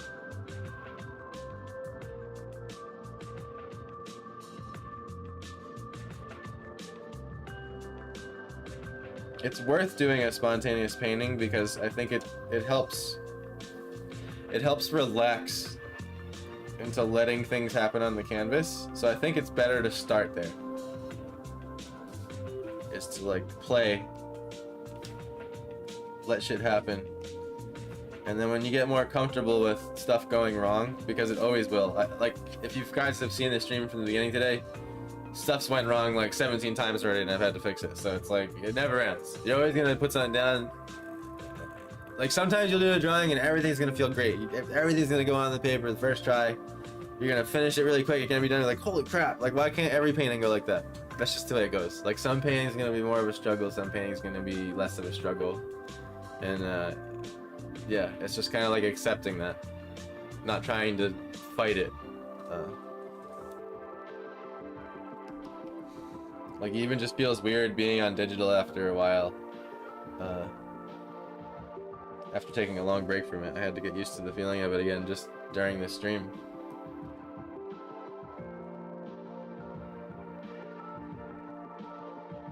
What program am I using? This is called Clip Studio EX. It's like $275 for the program. My favorite program. I like it way more than Photoshop. For drawing specifically. Photoshop is fancier for high-tech, up-to-date features. But Clip Studio, I think, by far has the most pleasurable, realistic feeling drawing experience. And that's why I lean for Clip Studio. But the thing is, you won't need the EX version. They have a less expensive, like half featured one. Basically, EX opens up the whole animation side and a bunch of other 3D stuff and crazy fancy tools that like I don't really see you utilizing right away. That wouldn't be worth you buying. Or utilizing ever. Like, if you don't see yourself using 3D models to draw or animating, then I wouldn't care too much about the EX version. Just get the, I don't even know what the normal version's called. Yeah, you mentioned doing studies of the things new being drawn. Yeah, you have to study. You have to learn the world. And you need to do that through references. You see, as a new young artist, young in skill and experience, not age. You get caught up in the fact that like, oh, I want to be able to draw it from my head. But you have to see it first. And I find myself doing a study if like I have zero clue what it looks like, or if I'm just trying to like improve. And it's the way I like to. There's so many different ways to do it, but the way I like to do it is to do a study of something, and then as soon as possible after doing that study, put all the references away and try to draw it again out of my memory. And that sort of dance back and forth in between those two really strengthened my visual library. And the thing is, it's scary to take those training wheels off, but healthy. You'll feel it too. It's like there's a sensation that happens where you just got done looking at the reference photo and you take it away and all of a sudden you feel stupid. It's like you forgot everything. And that's that muscle I'm talking about getting better at. But be careful falling into it's all about memorizing everything, because it's not. It's way more about knowing that everything is made up of very basic fundamental shapes. That every single object in the universe can be broken down into fundamental shapes like spheres and cubes and cones and cylinders. And it's all about breaking things down into their simplest form. Because if you try to remember, like say you're drawing like a peacock, I know that's a random example, but if you try to remember every single feather of the peacock, then you're not doing it right. Learn the peacock through its main big giant basic shapes, and then you'll find that you can draw peacocks from memory, and you'll just be left to detailing the feathers at the end. But it's way more about getting the main structure of that peacock memorized than it is memorizing exactly what that specific peacock looked like. Try it when you're studying things too, like draw them in 3 shades max and really big, simple to read shapes. I know I'm behind on comments, I'm catching up here.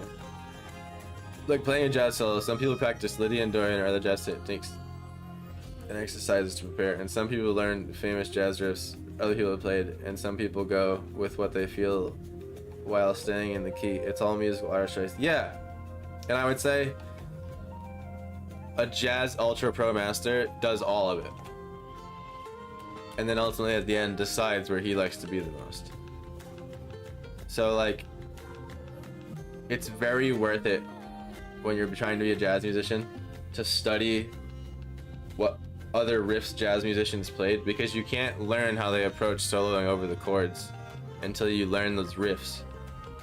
And you'd think like, oh well, I understand harmony and I understand what the right notes are over that chord instance, but that's not going to show you like how John Coltrane got his particular flavor over that. You got to see exactly what he did, the rhythms he did, and it's all the same 8 notes, right? 12, 11 notes, but it's how they played it, and that's why it's worth learning those riffs.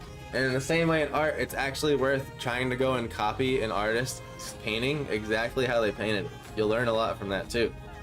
And the thing is, you don't have to paint like them for the rest of your life. You're just like taking like how they achieved that look and adding it to your own style. It's all about adding to your style. It's not about copying something else.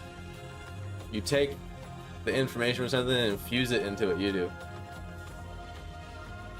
So it'd be worth studying jazz musicians' riffs and studying the harmony and techniques and all the modes, like Lydian and Dorian. My sister does animal commissions. She sketches first. Yeah, and animals are something I would sketch first too. And when I say sketch, I mean get the main basic proportions down, not like every single hair. I buy boxes of erasers for anything I do. Yes, dump trucks of erasers. Energy drawing on a whiteboard to describe a piece of literature is what made me learn I was not artistically blessed. Energy drawing on a whiteboard to describe... What do you mean energy drawing? I feel like that's a typo. Energy drawing on a whiteboard to describe these literatures. So like, were you saying like in front of a class, like just like sketching out a visual for a story you're reading at the time? Like, that's how I took that.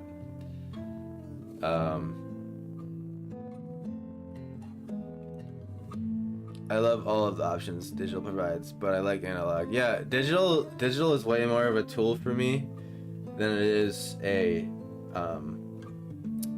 like end game media.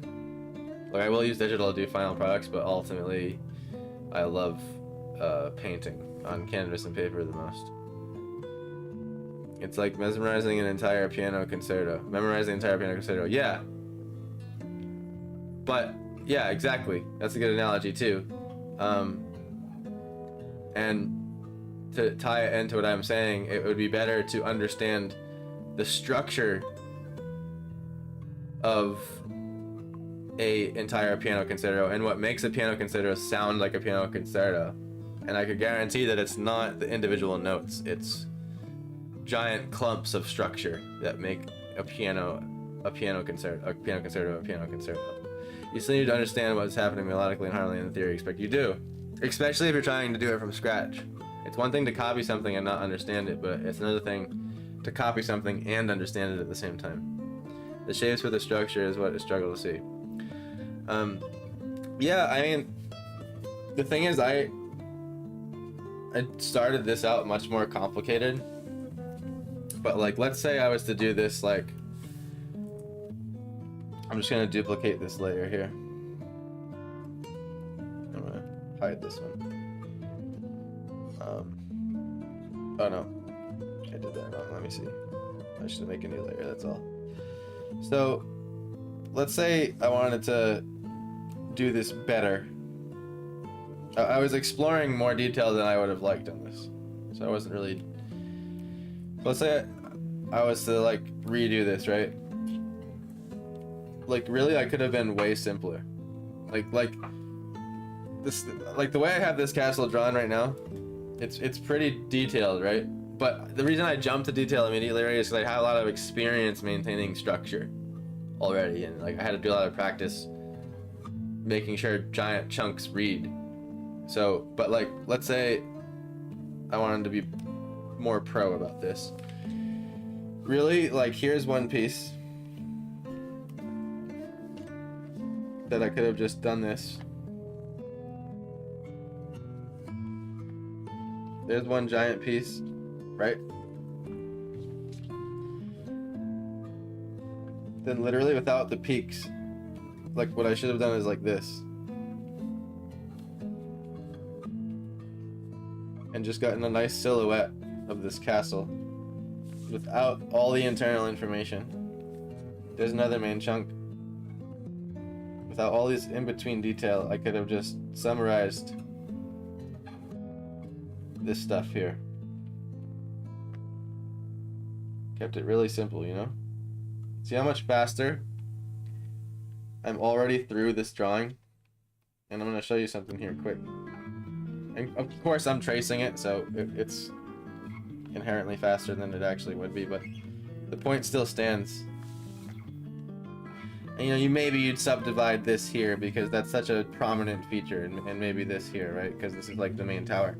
But that's as much as I would fill internally, maybe a few cross lines. Now here we go. You know, the Walt Disney thing, I started out by drawing Mickey Mouse and everything. I shouldn't have. Like, really? This is really all the Walt thing should have been. Some large silhouette shape. Large silhouette shape. Large silhouette shape. Like this. And let's say I'm going to continue, right? And do better this time. The tree, one line. One line. Same thing here. One line. Tree line. This one stays a little bit low. And this, there's a layer of trees here that clearly go in front of this layer of trees. And, you know, I'm working digitally, so if I was to go faster, like, there's literally an exact, like, here's just a trick you can do digitally. This is like an exact copy of this over here.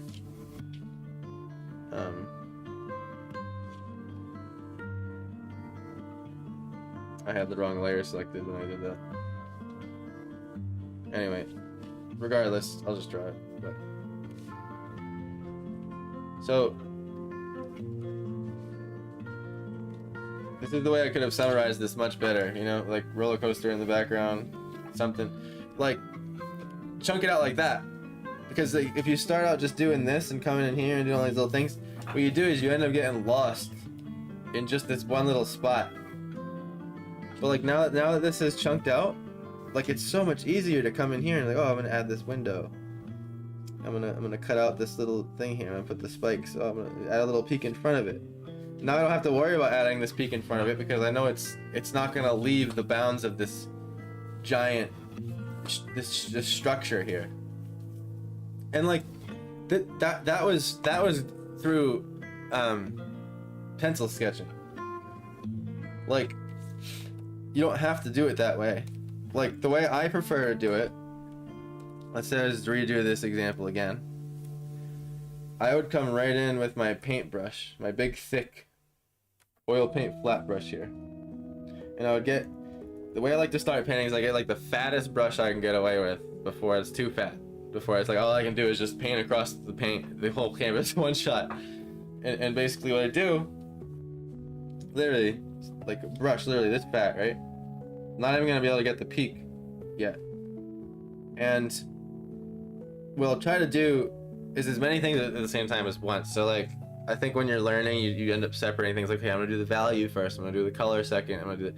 But what I try to do is immediately, like, so this tower is gold.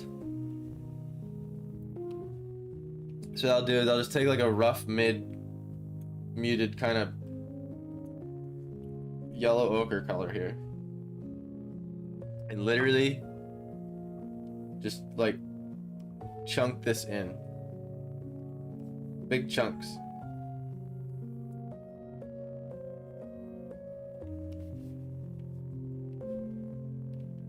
Just like this with the brush. And better if you can do it in one stroke. And this is how you'll probably see me paint it when it comes down to the painting.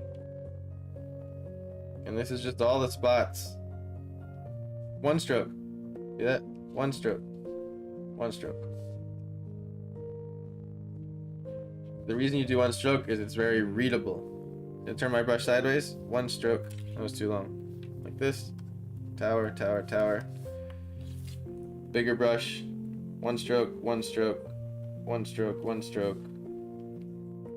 And you see how, like, it's so much more readable immediately. Just like this. Here's maybe we can jump in, get a little bit of this cold cement color. One chunk.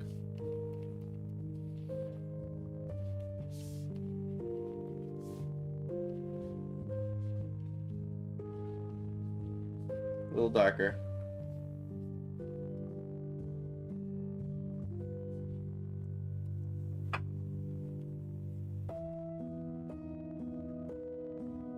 And even this, try to get it in one stroke. Oop. And the reason is because it connects everything, you get it in one stroke. And then you really rich cobalt blue. And here's me, I'd grab a little bit smaller of a brush.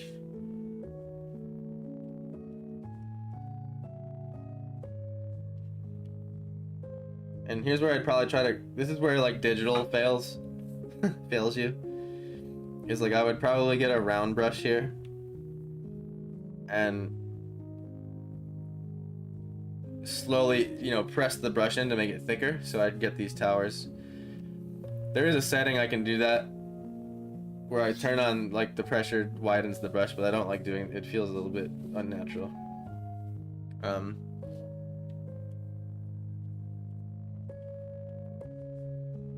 And so, you know, that's very fast and rough, and you know, like I come in here with the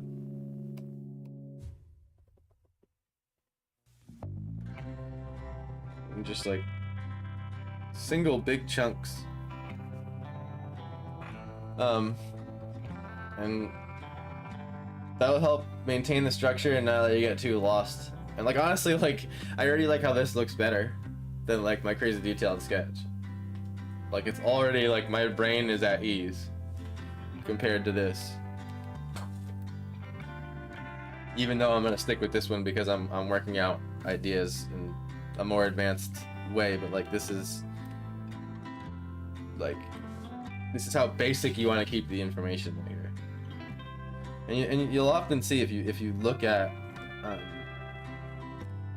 pro painters, finished paintings, you look close enough, they're just really big blobs everywhere, but just so well placed, so perfectly placed on that main idea. It's like the best possible big blob they could have put it in just the right shape, and it's through that they don't. It's so clear to you what it is that they don't have to put the detail in. Your brain takes it the rest of the way. Anyway, that was a long-winded way, but I hope that made sense.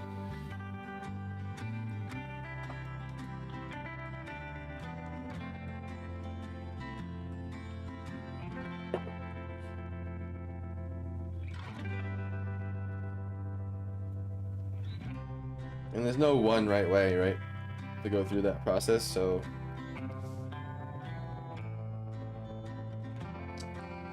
but there is optimal ways. There are optimal ways. Is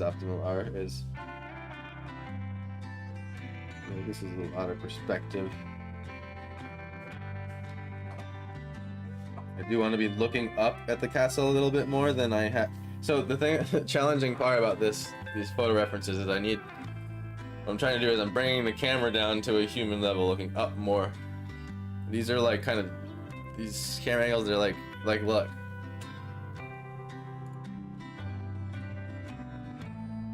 Like it's like they're looking down at it. See? But I want it to be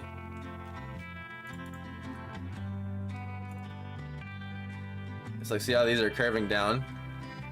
These edges here. See, this is cool having this close-up shot. So I didn't even realize that's how. It's so intricate, Jesus. The crosses on this, like just look at the trim on this window alone. But you know, you bring it to here, you're not gonna see that. So what do we have behind it here? What's this?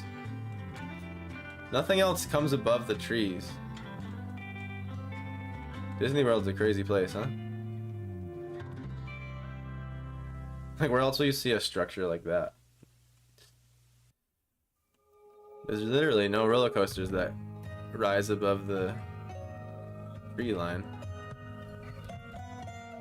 Anyway, I was just showing you that I'm trying to have a more panned up view of it because I think it'll feel more immersive. Okay, I'm gonna draw a few more lines here, then we're gonna call it for the night. Can't do a marathon, but I wanted to say hey, make sure y'all are having a good day.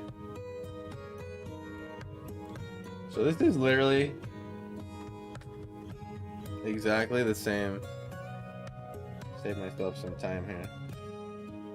It's identical.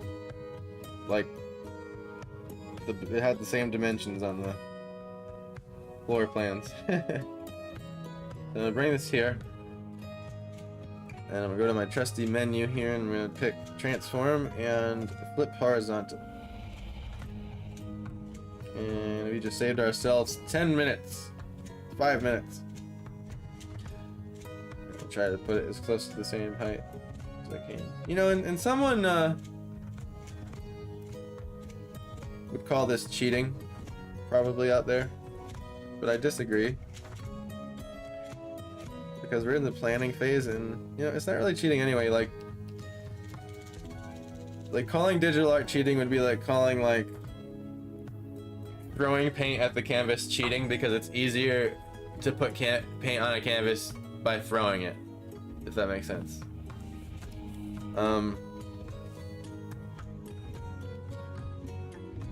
It's a tool you should use, and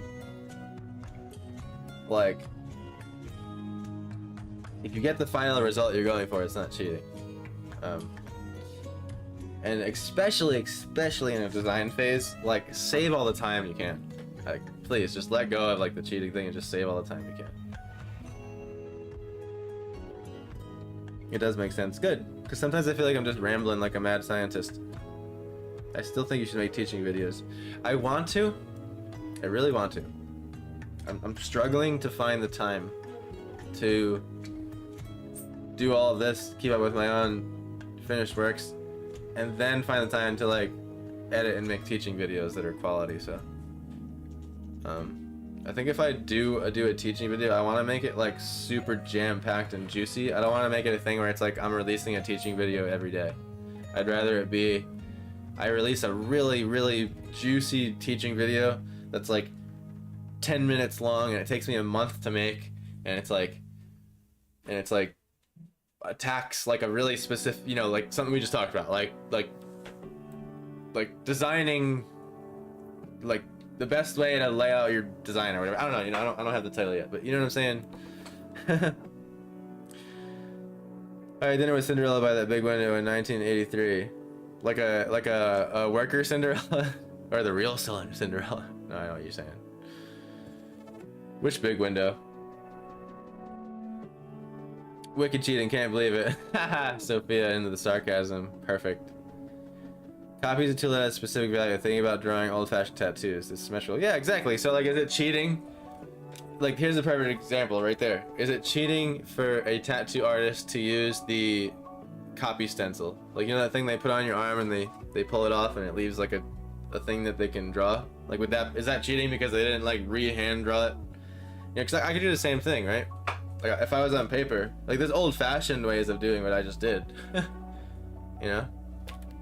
Like, literally you can just trace paper it onto the other side, you know, if you wanted to.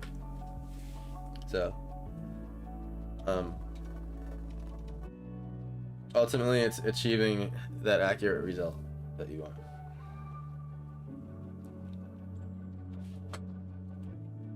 Keep recording and forgetting to draw. How you doing, Sophia? Good to see you here. Appreciate you hopping in.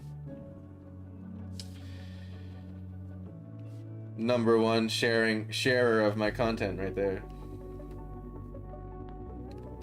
Sis has got my back. It's funny, it's like I won't even be done like sharing my shit myself, and like Sophia's already shared it. She's got like the religious share Twitch. I'm grateful.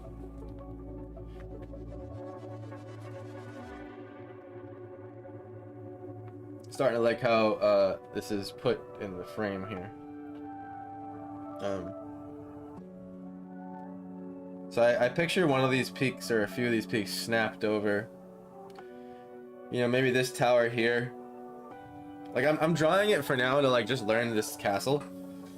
But when it comes to like iterating the destruction in this, like I probably picture this like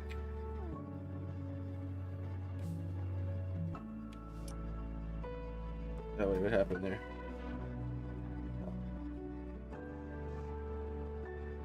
I forgot to merge the layers. By the way, I like to paint on one layer when I do digital. Some people do 1900 layers. I like to just make it as close to the experience as possible. So there you go. If you want to talk about cheating, like I do it mostly on one layer, so it's pretty much the same experience. Cheating using a stencil for tattoos, not. I just pop on Facebook at the perfect timing. Yeah, seriously, you share it fucking immediately. What was I doing? So, like, I picture like something. This isn't what I'm gonna do exactly, but again, to restate my thought.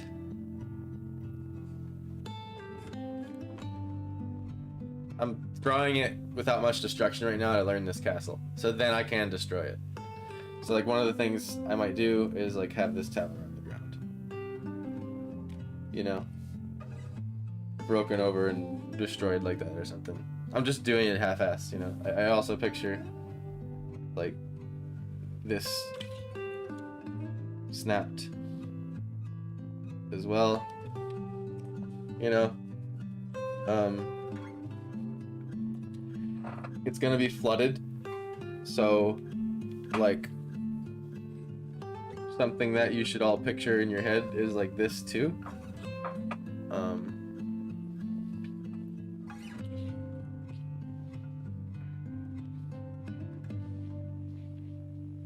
I'm not gonna do it this way, but I'm just showing you quick.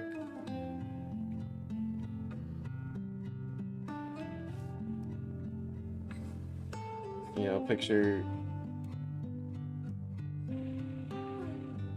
like, you know, the reflection of all this shit with, you know, water, super half-ass water, but you get the point. You know, that sort of flooded vibe, but you know, there's a lot we can do with it. And that's why I'm here digitally, because you can rapid iterate and get to your idea faster.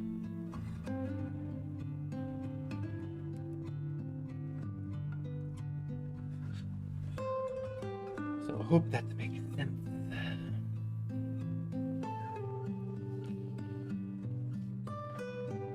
Pencil's white now. That's also fun. You guys ever experiment with toned paper?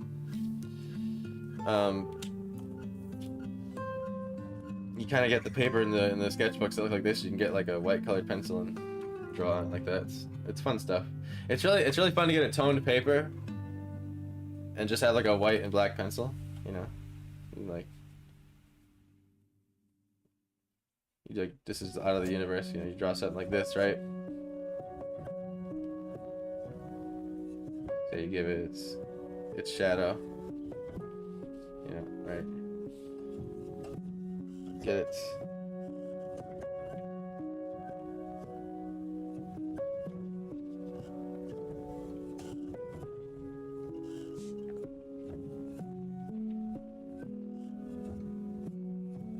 Ambient occlusion. And what's cool is like you'll be on the tone notebook, right? You get your white pencil out. And you can sort of add that like that cool highlight vibe. Basically. That I'm doing horribly, but that's kind of what it looks like to draw on toned paper with the white pencil. I think it's fun.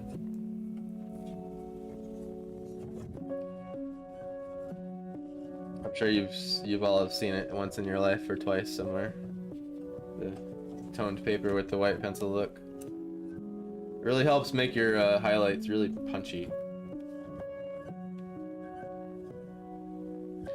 So I guess one thing that's nice about this place is it's very symmetrical. That I'm realizing now that I'm drawing it. Oh, I'm on the eraser. That'll do it. So like, what I mean by that is like, it's a circle. First of all, this whole place is a circle. But right here, there's identical paths shooting off. Right here. So like literally like the same here. We got some bushes. The bushes aren't the same, but some more tree line.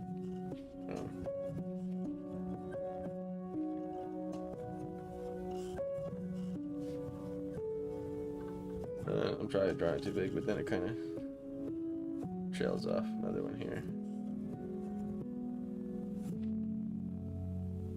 So many like mini gardens. Jesus Christ. The work that went into making this place is probably insane. I'd love to see the bill. How much did Disney cost?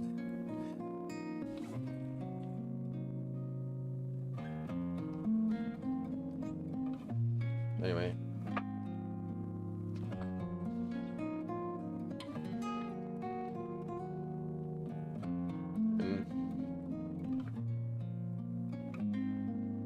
This one's actually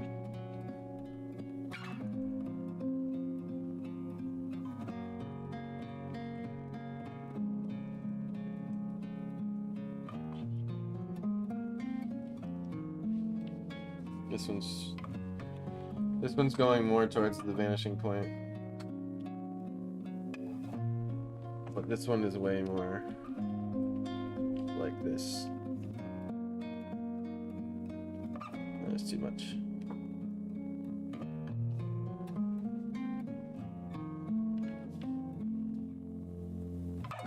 Yeah, even this one, the way I have it set up, is a little more. Yeah, it feels better.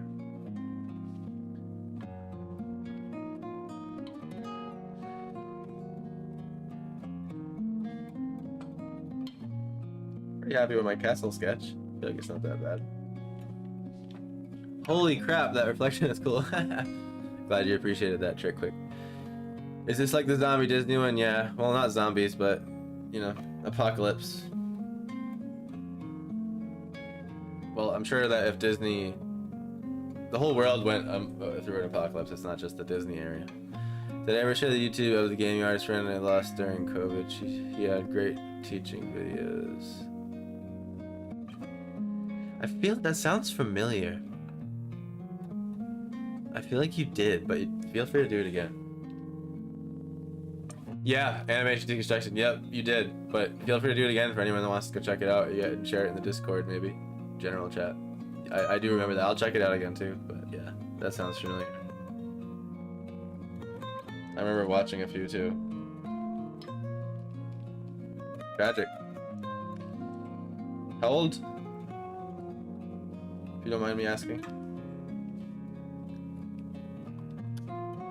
Lazy tree lines.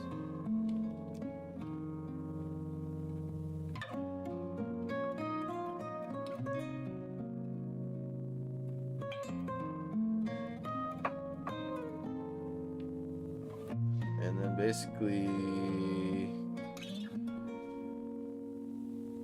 this.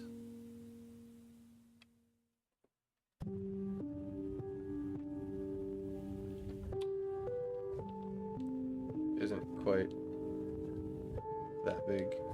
Oops. It's hard to get close to the edge there.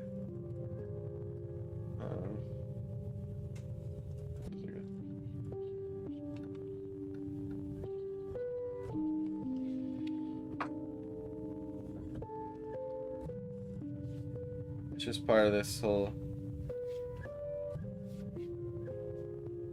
cement situation.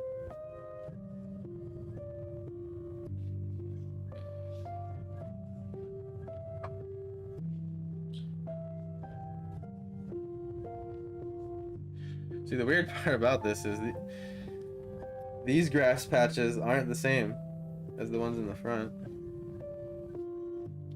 Be a little thinner. Because everything's getting squashied.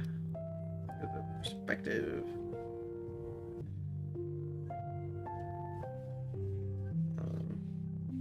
The circle actually goes on the outside of them. Something like that. It helps to, when you're trying to draw big smooth ellipses or things that are tricky like that, it helps to go faster with your pen stroke, with your arm. Like I'm drawing my whole arm, I'm like swinging my arm like this. And for the record, my drawing surface here, like this is probably, it's literally pretty much exactly this. Like see this canvas board and how big my hand is with the pen? So like drawing that circle, it was like this, that big. Like, so when it comes to a smaller thing like that, it's harder to draw with your arm, but still try to do like a nice sweeping motion. It'll come out better. It'll take some practice too. I mean, I've had to spend hours filling up pages of ellipses and getting that muscle memory in my bones, but getting that muscle memory in my bones. Shouldn't I call that bone memory? Yo, Oz, what's good, brother? Good to see you here. It's been a minute. Hope you're having a great night. Thanks for hopping in. He was a fantastic teacher. He was 39 or 40 when he passed. Damn, that's young.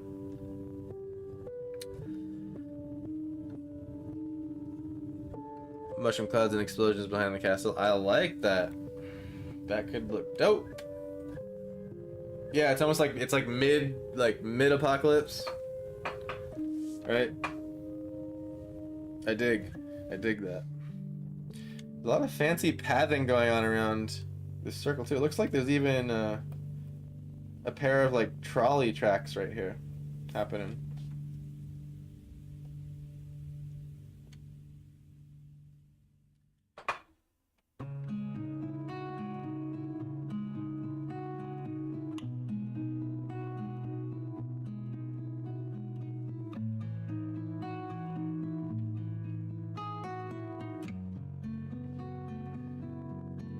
Way too long, indeed.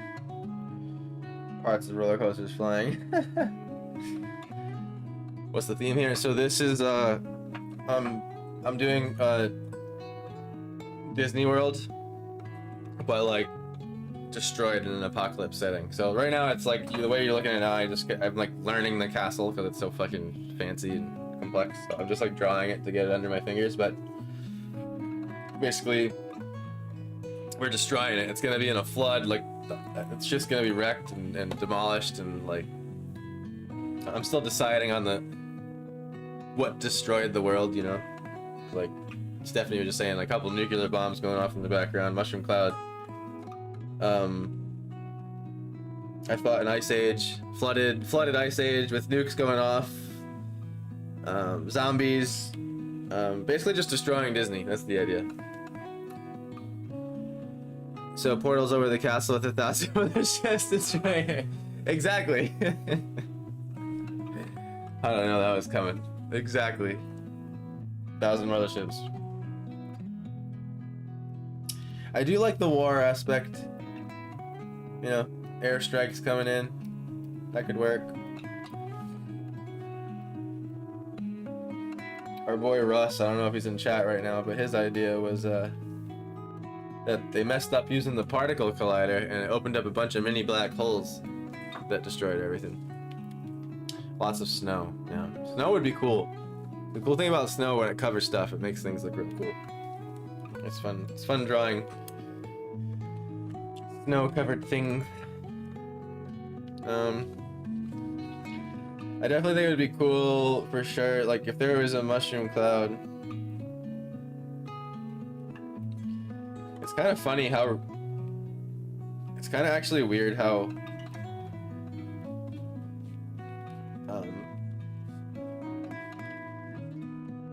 Similarly, a mushroom cloud looks like to a mushroom, isn't it? You know, you can picture these blowing up in the background, right?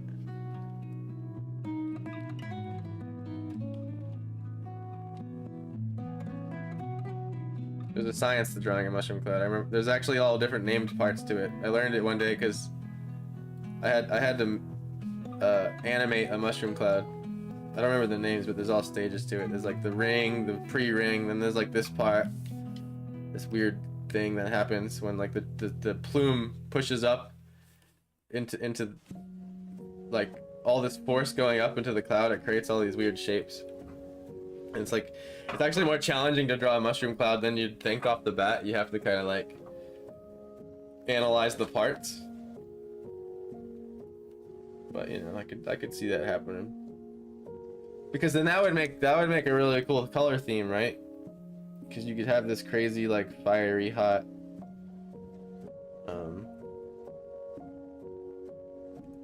shit going on around it. I probably want to do the oil brush on that shit.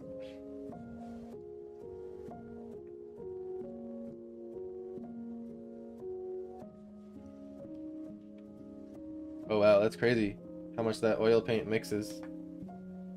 It's pretty realistic actually. So like that's how bright the color is, but it's like mixing with the gray background. See that? That's pretty cool. I don't know if I like that yet. But I picture this really toxic sort of off yellow.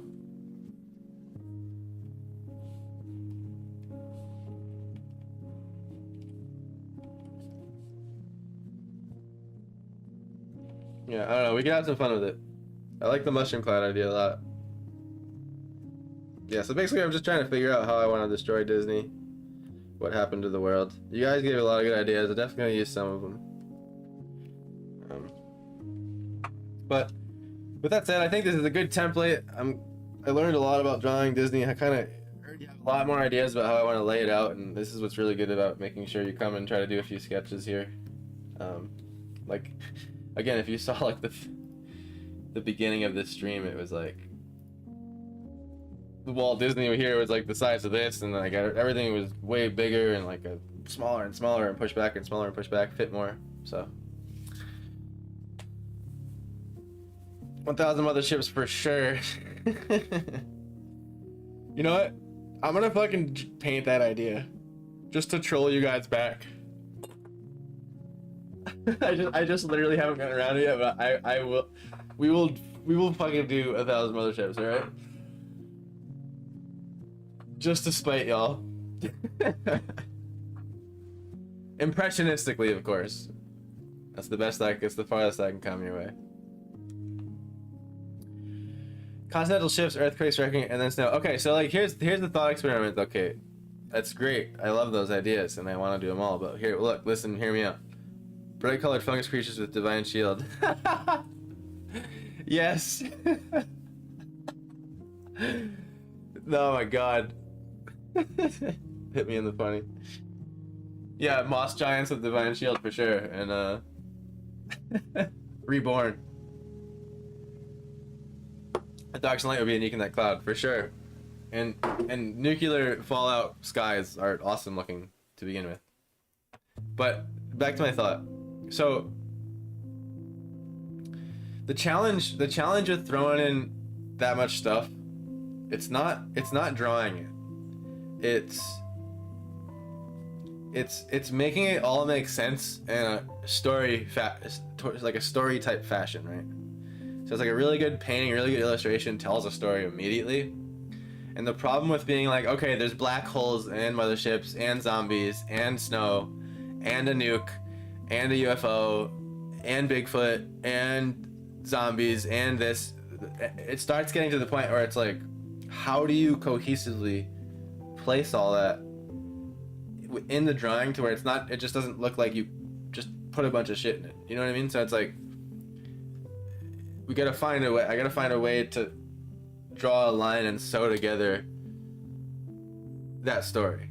And you can't keep them all. Like you don't keep every video clip that you film when you edit your video. You chop 80% of it out. So amongst the 27 great ideas, I think there's gonna be 2, 3 the absolute max, and I think it'd have to be a hierarchy setup, kind of like how you do color. You want like 60% of a main color, then you want like 30 of a secondary color, then you want like 10% of the accent. We can think of the ideas like that, right? So flood's like the 60%, right? Water everywhere, say, just as an example, I'm not saying it's gonna be a flood, but flood, 60%. Then 30% can be like the ice or the nuke in the background. And then the 10% can be like zombies walking around. Or the moss giants with divine shield. Because the thing is, it's like the nuke is a really main idea, right? It's like that tells a story. It's like, okay, there's a nuke exploding on the horizon, so clearly nukes are going on, you know, like. But the second it's like a nuke next to like motherships blowing it up, then it's like, what's the problem? Like now, like what's the story? It gets more and more confusing. You see? Does that make sense? Super volcano's dope. I really like the volcano idea. So like another replacement for the water idea would be like, instead of water everywhere, it would be lava everywhere. and things are on fire, and that'd be freaking dope. Like, imagine this whole castle on fire, you know? Like, another idea I thought of was almost kind of like a straight rip from Oblivion. So sort of like demon portals that open, and there's just like demons pouring out from the realm of hell and just destroying shit. And you just see them opened everywhere, you know, a few Oblivion gates, almost like fan art meets Disney. I thought that'd be fun. Matterhorn turns into a super volcano. I like your color explanation for percentage. Yeah, it works with ideas. It works with other things too. It helps keep the structure. Yes, fire and lava. Can't go wrong with demons. No, you can't go wrong with demons. And the fun part about the demon idea is it could kind of be like, you could put it in a way where it's like, it's happening right now.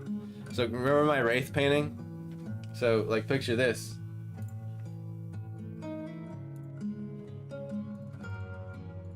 It just helps to have it.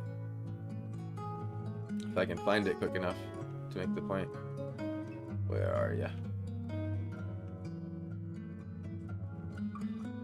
I never find him when I'm there. It is. So like this painting here, you know, this vibe, it's like under siege currently. So like demons are just like funneling in volcanoes, and there's like people that were at Disney, it's just getting attacked.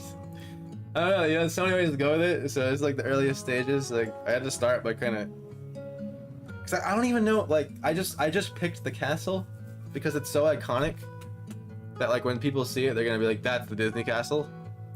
Cause I was kind of looking through other spots in Disney, and there's really nothing that as iconic as the castle. So I need to like figure out, first of all, how wide angle I want it, how much I want to fit, you know.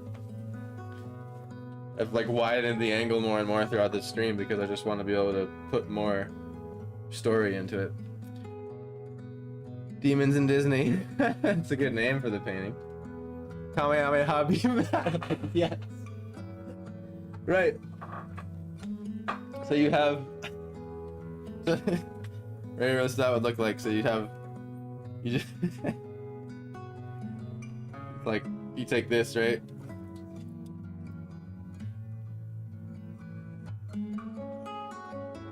And it's like up here. And then we have like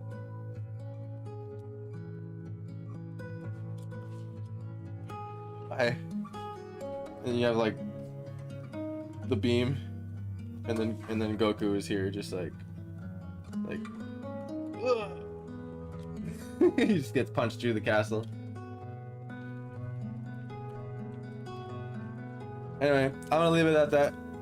Practice sketch there. Learned a lot. I have a lot of new ideas now that I've like touched it. But anyway, thank you all for hopping in. Sorry for people that hopped in the last second. It's ending pretty much right away, but today was shorty anyway. I can't even believe it's already been 2.5 hours. But yeah, look out for the new video upload tomorrow coming out, the new painting time lapse. As well as the discount code today is Rest in Peace Disney, R.I.P. Disney, for my website if you guys want to pick up anything. And that expires at midnight tonight. Other than that, I hope you all have a great night, and I will see you for the next stream on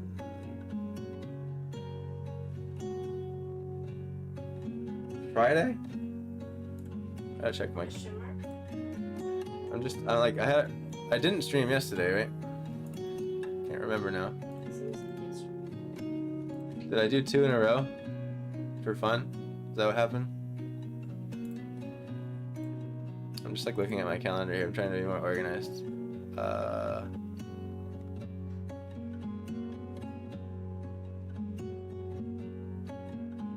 No, yesterday was a video upload. Today I streamed. Tomorrow is a video upload. Yeah, Friday. So, aiming to stream Friday. Of course, if I'm feeling particularly ambitious, I'll probably stream, more than every other day if I have the time or whatever. But it's bless you. Oh, you're fine. But yeah, I love you all. Thank you so much. And yeah, there was supposed to be a break yesterday, and today, Wait, there was no stream yesterday. Yeah, no, that's correct. There was supposed to be a video upload yesterday. So that's the goal. Video upload, stream, video upload, everything like that. So have a great night. I'll see you all Friday, if not tomorrow. And again, look out for the Castle Balcony paint time lapse. Give it a like, give it a share if you enjoy it. And good to see you, us. Good to see you, Steph. Good to see you, Kate. Sophia, thanks for hopping in. Daniel, I don't know if you're still there. Hope you have a great night. See you next time.